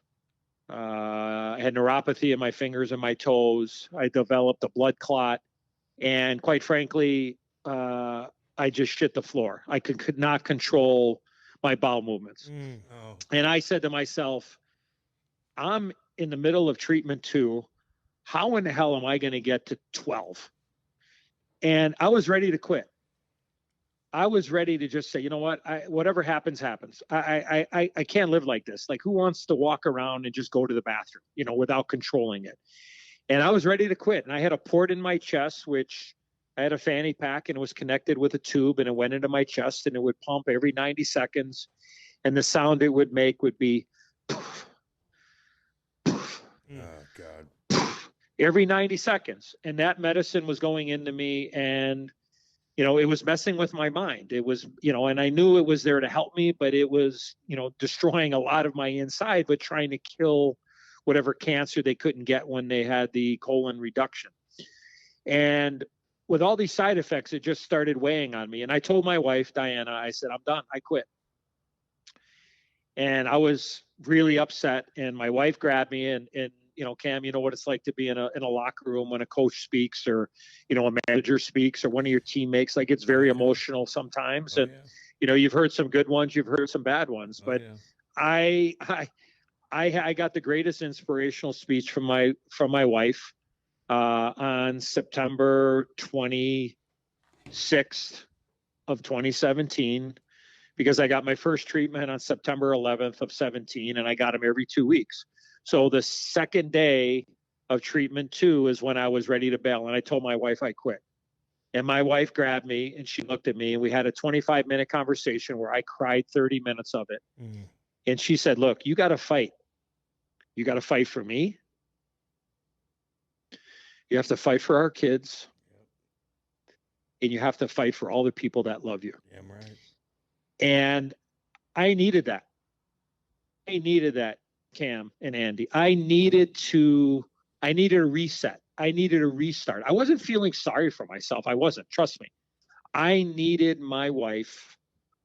We need caretakers. We need that support. I needed her to tell me, look I know it's hard. I'm with you. Our family's with you. But you got to focus. You need to go day to day. You need to strap your hockey helmet on and just worry about getting through today. And when you get up tomorrow, you keep fighting. And I needed that because I was ready to quit. And look, if I would have quit, I would not be here. That's fact. But I needed that. And a lot of this is I want everybody to understand is that, obviously the people that are going through the battles, we're worried about them. Look, it could be anything, cancer, it could be psychological, it could be mental, it could be, any disease, anybody going through a battle, is that we need to check on those people. We need to let our friends know that we're thinking about them, or our coworkers with a text or an email or a phone to say, hey, because I had enough quiet time to last me a lifetime. Mm. And I want people to know that, hey, we also need to look out for the caretakers. Like, we need to check on I never saw my wife down. I never saw my wife worried. I never saw my wife weak around me. But I know is when she wasn't around me, I'm sure she was worried, right? I'm sure she let her guard down. I'm sure she was asking questions. So I want everybody out there to make sure is that we are checking on the people that are going through the battle. But let's not forget the caretakers. Let's make sure we're checking on them. Hey, how are you doing? Can I take you to lunch? Can I help you? Because out of my 12 treatments when I would go to the hospital, I made sure that my wife didn't go to 3 or 4. My dad took me, my brother took me, my buddy took me, because I wanted her to get a break, right? To see me going through that. So I thought it was important for her to get a breather. But what I'm getting at the end of this long story is that when I said, people ask me, do you look at things differently now? The one thing that I can say, and when you talk about the book, Andy, is that my goal is that anytime I talk about this is that if I can help one person that's listening, or one person that reads my book, or one person that sees me, is if I can help one person every time I open my mouth and talk about my challenges, the transparency and me being honest, it was well worth me spending time or writing that book. Is that when I was going through my biggest battle, my toughest battle, and look, I don't want to die. I was scared. I was afraid, but I was at peace. I learned somewhere along the line, I don't know where, is that I've always let the most important people know in my life. We all have a circle. I've always let them know how I felt about them. I've always said, hey, you know what? I just want to let you know my life is better with you in it. Mm-hmm. It would, no pun intended here, it would kill me that you didn't know if I wasn't here, that you didn't know how I felt about you. You know, because most people will sit there when I just say, hey, man, I love you, man. Like, I just want you to know I am so blessed to have you in my life. I just want you to know that. And everybody would say, you know, my wife or my friends or, you know, they would stop talking like that. Nothing's going to happen. Nothing. But look, at the end of the day, guys, we're all day to day. Like, really, you just never know. Like, we're all day to day. And I just always let people know about that.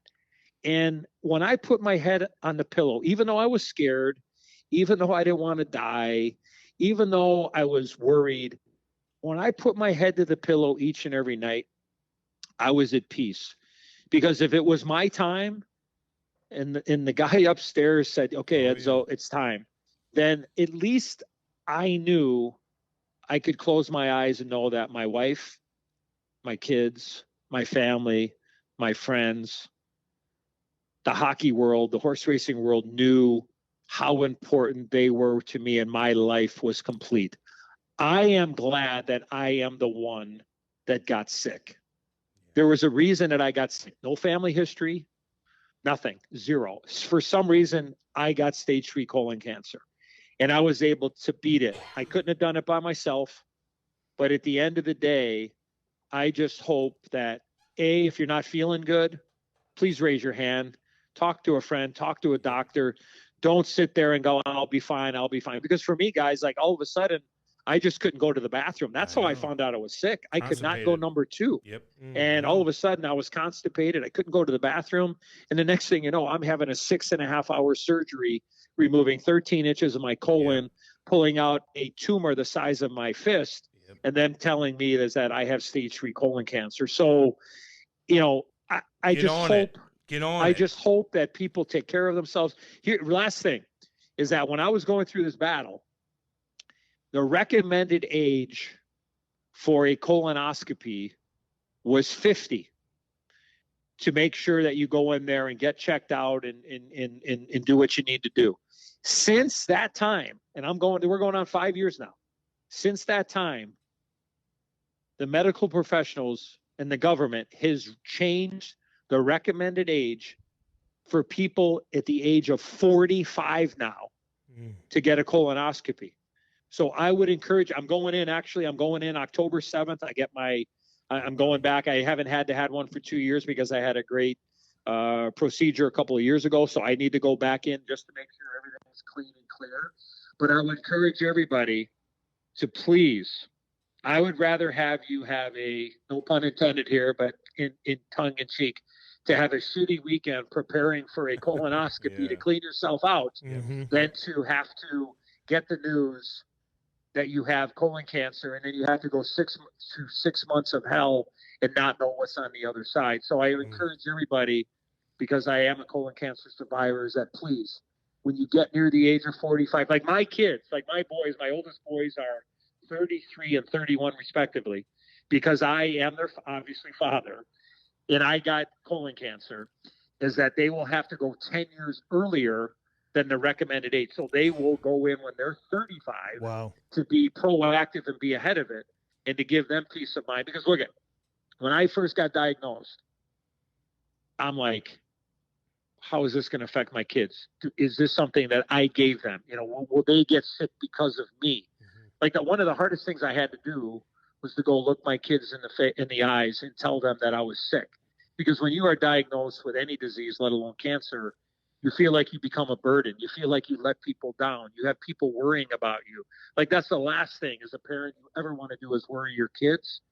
But I was very lucky to have an unbelievable team of doctors led by Dr. Michael Terry, who's the team ortho of the Blackhawks, Dr. Michael Rucka, Mary Mulcahy, my team, but then also the people around me, my family, my kids, and my kids were rock stars of handling it. And I couldn't have done it without them. I know that for sure. So so-called Team Olczyk, we did it, and we want to try to be an inspiration to anybody out there that's in any kind of a battle, regardless of what it might be. We love you, just so you know, homeboy. Mm-hmm. Like, good God. Right back at you guys. Hey, can I say something before you go? Sure. Real quick, and then we're letting you go because, But one time the Blues let my mom and dad come into a couple road trips, right, on the jet. And we went to Chicago. And I went to my parents' house today, and they're getting old, man, and I love them so much. They're a big part of my family. And I go, I got Eddie Olczyk on. My mom and dad go, whoa, Eddie, can you please tell him that when you flew us to Chicago, he was in the elevator with us. And you were so nice to them. And I just will never forget. They were saying you were the sweetest guy. You guys talked forever. You walked out of the elevator. You kept talking to him. My parents are annoying, just so you know. And you kept talking. And I don't know. I will never forget that, dude. Yeah. And I love you for that. You thought it was Eric Johnson's parents. I'm like, they talked to you? You hillbillies from Eureka? He talked to you? He thought it was DJ King's parents. They love you. I love that, man. And I'll never forget that. Just so you know, homie. I appreciate that. And, so the game has been, my whole life has been the game of hockey. And I think that any time that you get a chance to come across current players, former players, family members, media, broadcasting, I think just to have that, that kibitzing or whatever, because look at, we're all there for the same reason, but just to make acquaintances and try to make an impact on people is an important part. Like, I've always had this goal that and again, I don't know where I learned this. Like, I had two of the greatest mentors, my late mother, who passed away, as I mentioned a little bit earlier, just over a year ago, and my dad, who is still living, the real Ed Olczyk. Actually, believe it or not, there are 4 Eddie Olczyks. My dad, myself, my son, who's an amateur scout with the Seattle Kraken, and then my grandson is Eddie Olczyk. Technically he's Eddie Quad, right? He's Eddie the fourth.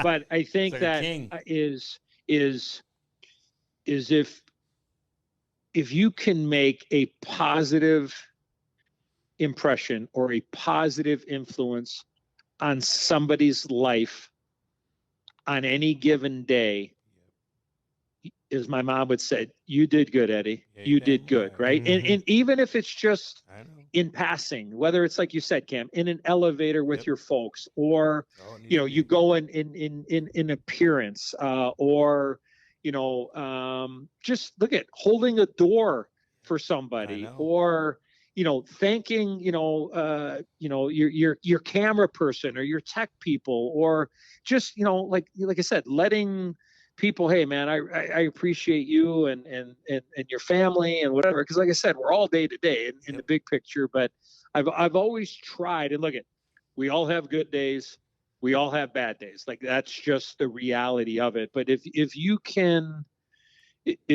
make a mark in your everyday goings on and try to make a difference that way, and look at it could be very subtle, is that the world will be a better place for not only yourself, but most importantly, the people that you come in contact with, people in offices, people in buildings that you see all the time. Cam, you know this. Look at, I've always lived by this. I said, the first thing I said, I'll tell you guys this, is when I was coaching in Pittsburgh and I had my first coach to player and staff meeting. The first thing that I said is that, guys, let me just say this. You want to get on my bad side? Disrespect the trainers. Disrespect the training staff. The trainers are the lifeline of a hockey player now and forever. If you respect and take care of those guys when you're a professional hockey player, or your junior league, or your whatever league you got, if you take care, and when I say take care, I'm talking about respect them, be nice to them, be nice to them, have conversation with them. If you take care of those guys, Cam, as I know you have, they will take care of you the rest of your life, whether you are playing or not. Mm-hmm. And I said, you want to get on my bad side? Disrespect the trainer. Yep. And I live by that. You'll be gone soon. You'll be gone soon. I say that all the time now. And I live by that. Like I said, look, if you really want to know what the hell's going on in a team or a locker room, talk to them. Talk to the trainers, right? They'll be able to tell you. So, look, I'm glad that I was able to make an impression on your folks. Please say hi to them. Tell them we did not do this podcast in an elevator. At least as far as I know, I'm not in an elevator. You're the best, dude. You're the best. You're the best, man. Like, and now I'm like fucking crying. Like, my wife's taking me, dude. It's been great. You've been awesome, dude. Seriously. Thanks for doing my this. mom and dad you know, say hi, by the way. And look forward to seeing. Hey, listen, enjoy the new experience with the new team too. We'll be watching everything. And next time we'll talk about that because they're interesting too. They've got some good young players, some former. Well, I know a couple of those. Schwartzy's there, Vince Dunn is there, so we'll be watching. Seattle looking for sure, forward to it, and I appreciate you guys having me on. I know I've been trying to do this, Andy and Cam, for a while, but all the best to you guys. It's worth the wait. We're rooting for you. Dude, we're rooting for you, man. We're all paying attention. I appreciate that. We'll stay in touch, and we'll look forward to talking to you guys soon. Okay, get down to the market. Go eat some seafood. Go catch some salmon. When the guy throws it. You know what? I think the one thing I might, and I'm not like anybody that knows me, is I'm not a great flyer, and I'm not a great guy on the boat, but I think I might have to go because I do like fishing. Like I am my son Nick is an avid fisherman, but I think I might have to do that where one day I'm just like, you know what, I'm gonna go out and I'm just gonna. Yeah, and I got to see shore. I got to at least see the crowd. Well, don't go out with Andy because he doesn't know what the fuck he's doing. I hire a driver. We're good. Life vest, life preserver, whatever you call it. We're all good, man. In hand for this. That's right. This yours truly, a guy that's not a great swimmer either. Yeah. So we love you, buddy. All the best, Eddie. Okay, love you guys too. All the best, man. Thanks for having me. The Cam Strick podcast is brought to you by Bellman and Bellman.com. BEHLMANN.com. Get out there to Detroit, Missouri. Check it out. On one side, you got the Buick, the GMC. Options for everybody. Then right across the street, you got the Chrysler, Dodge, Jeep, and Ram. Again, find something that works for you and get yourself a new set of wheels in time for the winter. And that was Eddie O. And again, man, we appreciate him telling his story. Hey, my mom and dad said that he was awesome. Yeah, I know you said that. I know. But that goes a long way with me. It does, yeah. I mean, how many people weren't nice to your parents? Some people didn't say anything to my parents. Fucking right. It's just like, hey, how you doing? Eddie was like, just like I would. Like I always talk to people like I've known them for 18 years. Even if I don't even know you. Right. I act like I do. And that's how he is. And my mom and dad noticed that right away. Yeah. And you take care of my people, man. I'll never forget that. I'll just never forget that. I love that. Yeah. And your parents won't forget that either. No shit. My dad's like, tell him. I go, I get it. I know. Good God, shut up. And you did. And I did.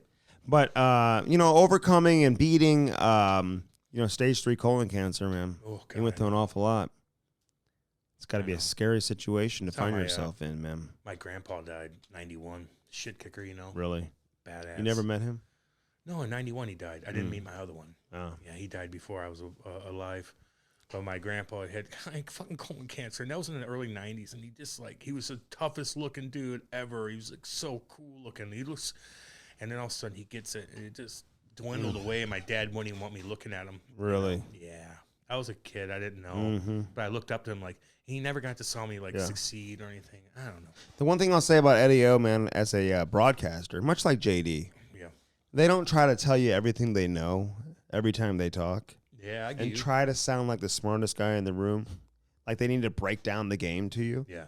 And they describe things in the way that the 70-year-old grandma and the 17-year-old girl, 30-year-old professional hockey player all can understand it at the same time. Yeah, I get what you're saying. You know what I mean? Yeah. So, like, you're not talking to where the 75-year-old grandma, who's very cool, by the way, that she doesn't understand what you're talking about. Yeah, and sometimes I feel like in hockey, like, you get some people, like, because the reality is it's not a sport that everybody's familiar with because a big percentage of your audience probably has never played hockey before. You know? Yeah. I mean, everybody plays baseball. Everybody plays soccer. Everybody grew up playing baseball. Everybody watches football, basically, right, Right. But hockey's like either you're in or you're out on it, Either you know it or you don't know it. Yeah. One or the other. And so and it's hard to, like, hockey fans are so, like, they're very protective of their knowledge of hockey to where if you come in and you don't know what you're talking about, they're like, what? You don't know shit. Right. And it's easy to like belittle somebody that doesn't Right. know it. So it's tough to like have a conversation with somebody Right. you don't know what you're talking So about. Does that make sense? sometimes if you dumb it down too much, and now you're offending the people who are the hardcore That's fans. the puck is the black thing. Right. The puck is the black thing. And so Eddie O, JD, these guys had the ability to just like break it down without doing that. You know what I mean? Yeah. Make it fun and lively. Yeah. Yeah. And serious when you need to be serious. And I like that. Yeah. Correct. So anyway, we're glad we got him on. It was a great It was conversation great, with Eddie O, man. Damn right. On our 3-year anniversary Yeah. of the Cam Strick podcast. What's your favorite episode? You have one? A favorite one? I'll tell you my non-favorite ones. Oh, do you? You have your non-favorites? Kind of. Don't give me your non-favorites. I want to know your favorite. Oh, fuck, man. I don't know. I mean, Just name one. I'll give you one. Hmm. Who's the GM of the Rangers? Oh yeah, What's his name? Jeff Gorton. No. Oh, Neil Smith. Yeah. He was great. He was cool as shit. He's He like, was fuck great. this. Like, I'm going to tell you everything. Everything. Kevin Stevens, of course. He was great too. Shelley Soray was awesome. And Brian Sutter was great. Yeah, he was awesome, too. There were some really Shane good ones, Corson man. cried. Oh yeah, we've had a bunch. Yeah, we've had everybody on. Yeah. Like, it's like, damn. Like, pick one. Hey, and who do you want to hear? Yeah, yeah. Who do you want wanna to hear ideas. from? Good call on that. Throw us some ideas. Yeah, We'll get a hold of them. We get everybody. that's right. I saw Wayne Gretzky at a gas station the other day. Did you? Did he Kinda- know who you were? He kind of ignored me. Did he? Kind of. Well, he probably didn't know. He's probably so used to everybody. What did you say? Hi, Wayne. Yeah. I'm Cam Jansen. No. Oh, Hey, what's up, man?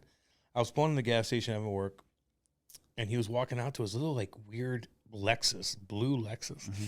Looked like his wife's car kind of thing. maybe. Yeah. And he's walking by, and I'm like, he looked bigger than I thought. Mm-hmm. I go, hey, dude. And he goes, hi. And he kept walking. I go, and he turned back around and goes, hey. And he says, hey. Well, that's cool. No one bad. And then he goes, I go, what are you doing? He goes, I'm going to a wedding. And then I saw the video of him and his wife They were dancing like at the wedding. dancing. Terribly dancing. Was that at the wedding? I don't know. They were at a bar. I go, you're still going to weddings? I go, can't you say no to that? Because, like, if Wayne goes to a Dude, wedding. if Wayne didn't want to go, he wouldn't go. I'm just saying, like, if Wayne goes to a wedding, it's not even about the wedding. It's about Wayne. Mm-hmm. You know, That's it's true. about Wayne. Hey, it'd be cool to have It's like Wayne. if I went to your wedding, it'd be about me. You know, It'd be cool to have Wayne Gretzky at your wedding. I know. But if I'm Wayne, I'm like, I will say my wedding was fun, man. Being at a wedding this weekend just kind of makes you think about your own like wedding. And just, I don't know. Marriage is an interesting thing. I love being married. Cool. I love my wife. cool, Andy. There's some people that don't. I know they All right, don't. so we're not like we're catering to people that are going through hard times too. Like, can I say something real quick? Just so all y'all know, you can't be miserable. You can't be miserable. I always told you, like, if I cheated on Kate because she's so good to me, lightning would strike me fuck down. Mm-hmm. No, do I like go in the shower and think about things and fine, okay, that's how it doesn't matter. But if I'd strike down in hell. Mm-hmm. But if you're miserable, you got to think of yourself. You can't just be, I have kids. I'm just going to take this abuse rest. No. Sometimes you got to get divorced. Mm-hmm. Sometimes you got to get away from your significant other. It didn't work out. But here's the deal. I'm just saying. Sometimes you just know I'm just saying. before a couple gets married that it's not going to work out. Take your time. Take your time. Don't get married to just get married. Exactly. You got to make sure. I have to get married. My mom and dad want me to get married. Well, Fuck no, you. You better make Fuck sure them. that you're making the right It's decision. about you. You better make sure you're making No the right shit. decision. But my point is, if you're married with 3 kids, and she is a fucking, and you guys just can't get it going. There's nothing wrong with getting divorced. There's nothing, and you got to deal with that with your kids. Mm-hmm. But then let me- no. let me say- You can't be miserable for the kids. but in my try, opinion, but try to work it out if you can. this is beyond that. I'm talking beyond that. Of Try course, to work it out. Kate and I have been through so much shit. No, and we've all done that. If it ain't working, and you're trying to stick with it Yeah. because of the kids, I just think that you as a person, as a man, you need to think about yourself once in a And while. give me a too. call. Give me a call. Yeah, give Andy a call. He'll help you with stuff. I used to want to be like a relationship therapist. Can't be miserable because your kids are going to look at you like you're miserable, and they're not going to want to be around daddy. Oh, and then that's a bad example. I remember when my grandpa died. My dad was miserable for a year and a half. Really? And as a kid, I was a young kid. And I shouldn't even remember this because my memory's all. I remember my dad being miserable, and I didn't like him for a year and a half. Really? For a year and a half. And my parents would fight, and it was just the worst thing in the world. I hated both of them for a while. Mm-hmm. I'm not going to lie to you. They'd fight about money. They'd fight about all kinds of shit, and I hated both of them. So my point is, yeah, you're going to get divorced. Well, look at kids. No. The kids hate you already because you guys fight every fucking day. And when they get home from school, they're like, guys, what's mommy and daddy? And you guys are both miserable? Well, that affects the kids. So that's all I'm saying. I don't know, Andy. You can't be miserable. You're not fooling anybody. I'm waiting for you to have kids. Well, I'm not blowing in her. Like, what do you mean? Then you can use all this great advice that you have. Well, Brody, what do we say there? Like, he's asking me to have kids. You don't think I'm like, you think I'm using a condom? I don't even know how to use one. Marital advice. Only sailors use condoms. Take marital advice from Cam. Well, no. Oh, yeah. Parenting advice. Yeah, we don't have a good life. Yeah, don't look at my life and be like, oh, I want to be. What are you talking about? Take the parenting advice. Kate and I are best friends. That's very important. No shit. Only marry. We do everything. You notice how I golf with Kate only? Like, I got my buddies. And shit, you're embarrassed to golf in front of anybody else. I get invited every damn day to golf. And you didn't. I do. But you're not confident enough to play with a lot of people. Okay, Andy. The way you hit the ball. You worry about your confidence. I've heard that you don't even tee off, dude. Andy, that's the stupidest fuck thing ever. Well, somebody's saying that. You don't even know about golf. Like, somebody is saying that you don't even hit from the tee. You don't even know the fucking lingo of it. You don't even hit from the tee. You're so out of touch in so many ways. It's sickening. But Kate and I have fun together. And that's, it is what it is. Well, that's very important. No shit. But if we're miserable, I ain't staying with all I'm saying is, if you're going to get married, you make sure that you've made that decision, dude, that you know. Write that down, everybody. What you're going into. Write that down. I may start my own relationship blog. Okay? Yank. What should my first story be about, you think? Just, I don't know, your high school football career. And everyone's going to shake their head at you like, what am I doing? Get me out of this fucking... I was supposed to go to my 20-year anniversary, or 20-year school. Mm-hmm. Everybody's like, Cam, you coming here, reunion? And I just didn't. You didn't go? No, I probably should have. Well, you don't have to go to that. I know. I didn't graduate anyway, but... No. Everybody's like, where are you at?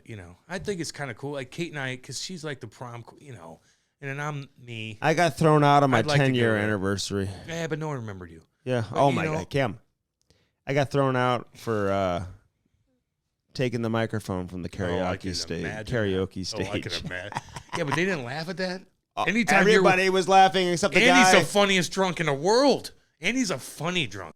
When you're sober and you take the mic, that's when I'm like, But if you're wasted, it's the funniest thing in the world. So he in a chokehold. He put me in a chokehold. Oh, Jesus. I know. God, and my friends were wanting to fight the security guy. Oh, my God. The way he grabbed me. Yeah, I just wasn't in the mood to go. I've never been thrown out of anywhere in my life. But I took the karaoke microphone into the crowd, so he had no control, and I'm yelling. He's like, I'm in charge here. Yeah. I'm getting attention. Why are you taking the attention away? Karaoke guy, Yeah, settle down, karaoke guy. You're getting paid anyway. That was a long time ago. I know. All right, Cam Strick podcast, as always, brought to you by Hair Club. Again, the 3 R's: restore, replace, regrow that hair. 800-279-7878. Give them a call today, hairclub.com. Firstform.com/Cam and Strick. That is the link to use when you order your products. Order them now. Get yourself on the plan. If you need any advice in terms of what to order, how to get yourself started, reach out to me, and I can certainly help you. We can do protein stuff together. We can do workouts together. Oh, that'd be sick tough. I can send videos. Have Andy put you through a workout. Body by Andy. You'll look like him in no time. Be awesome. I'll send you a workout plan. We're going to get an email from First Form. Perfect from Andy, we love you. Perfect for you. But don't, we have our own trainers. Let me structure a plan that works for you. Have Nick do it. I want to look like Nick. Get some cake cups. And get the protein. I want to look like Sal. I want to look like Andy. Oh, yeah. I don't want to look like you. No, the other Andy. Not you. No, but these guys, man, they'll teach you anything you need to know. You know the flavor of my post-workout shake? You want to know what it is? Pink cinnamon toast. Oh, crunch, yeah. Crunch. That was a good cereal back in the day, homie. It was. My kids don't like Cinnamon Toast Crunch, the cereal. Oh, though. no shit. That's good. Ty doesn't. Good. Yeah, no. It's sugar. Yeah. He's like, they don't have a whole lot of sugar, No, they're about as healthy as you can get. Hey, actually, go to their work and look at the people working there, and you're going to be like, oh, my God. I'm saying my kids don't. Oh, but okay. these energy drinks from First Form have 0 sugar. Damn good. And they don't make you hiccup either. I like the blue raspberry. Yeah, they're all good, dude. And the cherry lime. I think it's cherry lime. And what do I got in my bag right yonder? Right yonder, right here. I got the, That's blue raspberry. That's blue fucking raspberry. I'll drink the shit out of this. 0 grams of sugar, and it'll get you fucking going. What's up? That's why they're dude, I know when you're good is when my shit-kicking buddies from Jersey are like, oh, yeah, Cam, hey, there you go. If you have any questions, honestly, like about, okay, what should I order to get going? Yeah, because there's a lot to choose. Dude, call. Yep. Call the number. Dude, they'll help you. Like they want to help you. It's not like, oh, hi, what do you want? Honestly, no, they want I'm blown away by the customer service. It's ridiculous. Look, if I was older and I had kids that were 25, I'd want them to work there. Would you? 1 billion %. Mm-hmm. Go in there, learn the business. It's like learn how to be healthy. Yeah. Learn how to be around people that are healthy. Learn how to be around people that are disciplined. Learn how to be around a company that's disciplined, successful. You will learn a lot. Some parents are like, I'm sending you to the military. Oh, Jesus. Be like, I'm Sergeant Bilko. I'm sending you to First Form. Yeah, it is. No, but they're like, okay, good. Yeah. And it's not military, but it's discipline. It is. And that's what you want. Just like going to Lou. Yeah. And the Devils, like when you're a young kid, I'm like, goddamn right, I need this. And everyone gets a true opportunity to grow Yeah. in the business and in the industry. You're not allowed to work out there, though. Oh, they want me to. No, they don't. Yeah, they do. No, because You see me do the clusterfuck. You see me do the pull-ups inside there? Yeah, you look Dude, Nick goofy couldn't as believe it. shit. He's like, oh my God. You look goofy. I think I was on like 11 or 12 when I stopped. I don't know if it's not good for the product if you work out there, Andy. Yeah, it is. Everybody's going to be like, well, who is this guy? It's good for business. But that's the thing. It's good for everybody. It's good for, that's what it is, Andy. It's good for everybody. First Form, baby. Welcome to the team, man. We love having we First love all Form you guys, man. with Damn us. right.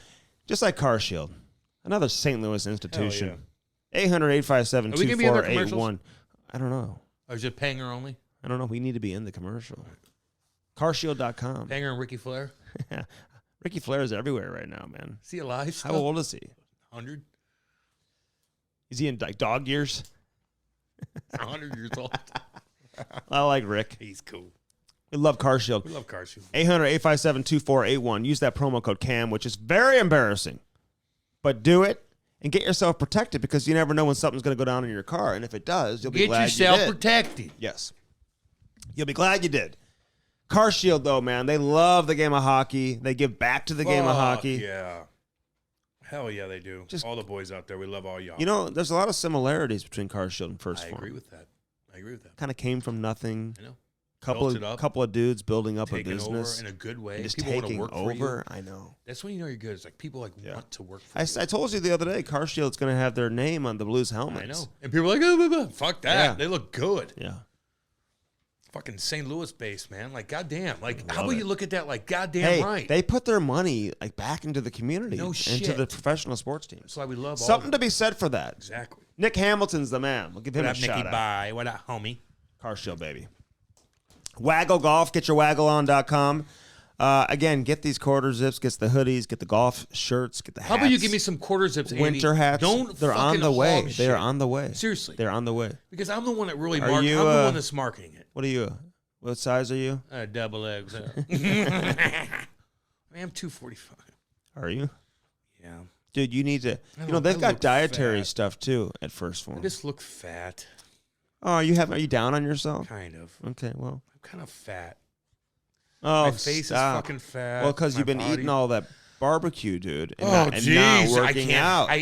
Well, that's what happens. I do 300 push-ups. Hey, and you got to look good in the Waggle golf clothing because my stomach's they love it when I post stuff because I bet they do, Andy. They're the way that it looks. Go post in your backyard again. It's so sweet. I'll probably put another one up here soon. I know. Badass course. Can't wait for another one. Sick course. Get your waggleon.com. Waggle Golf. Cam, you can golf all year round. You know that. No, you can. Not necessarily, homie. Waggle Golf has. They've got winter hats too. I don't give a shit. If it's 50 degrees out, you ain't golfing. Why do you have to take your glove off to putt? I don't like that. You grip it better. I don't like that. Andy, because I golf pretty well. I putt pretty well with the glove. That just means you're.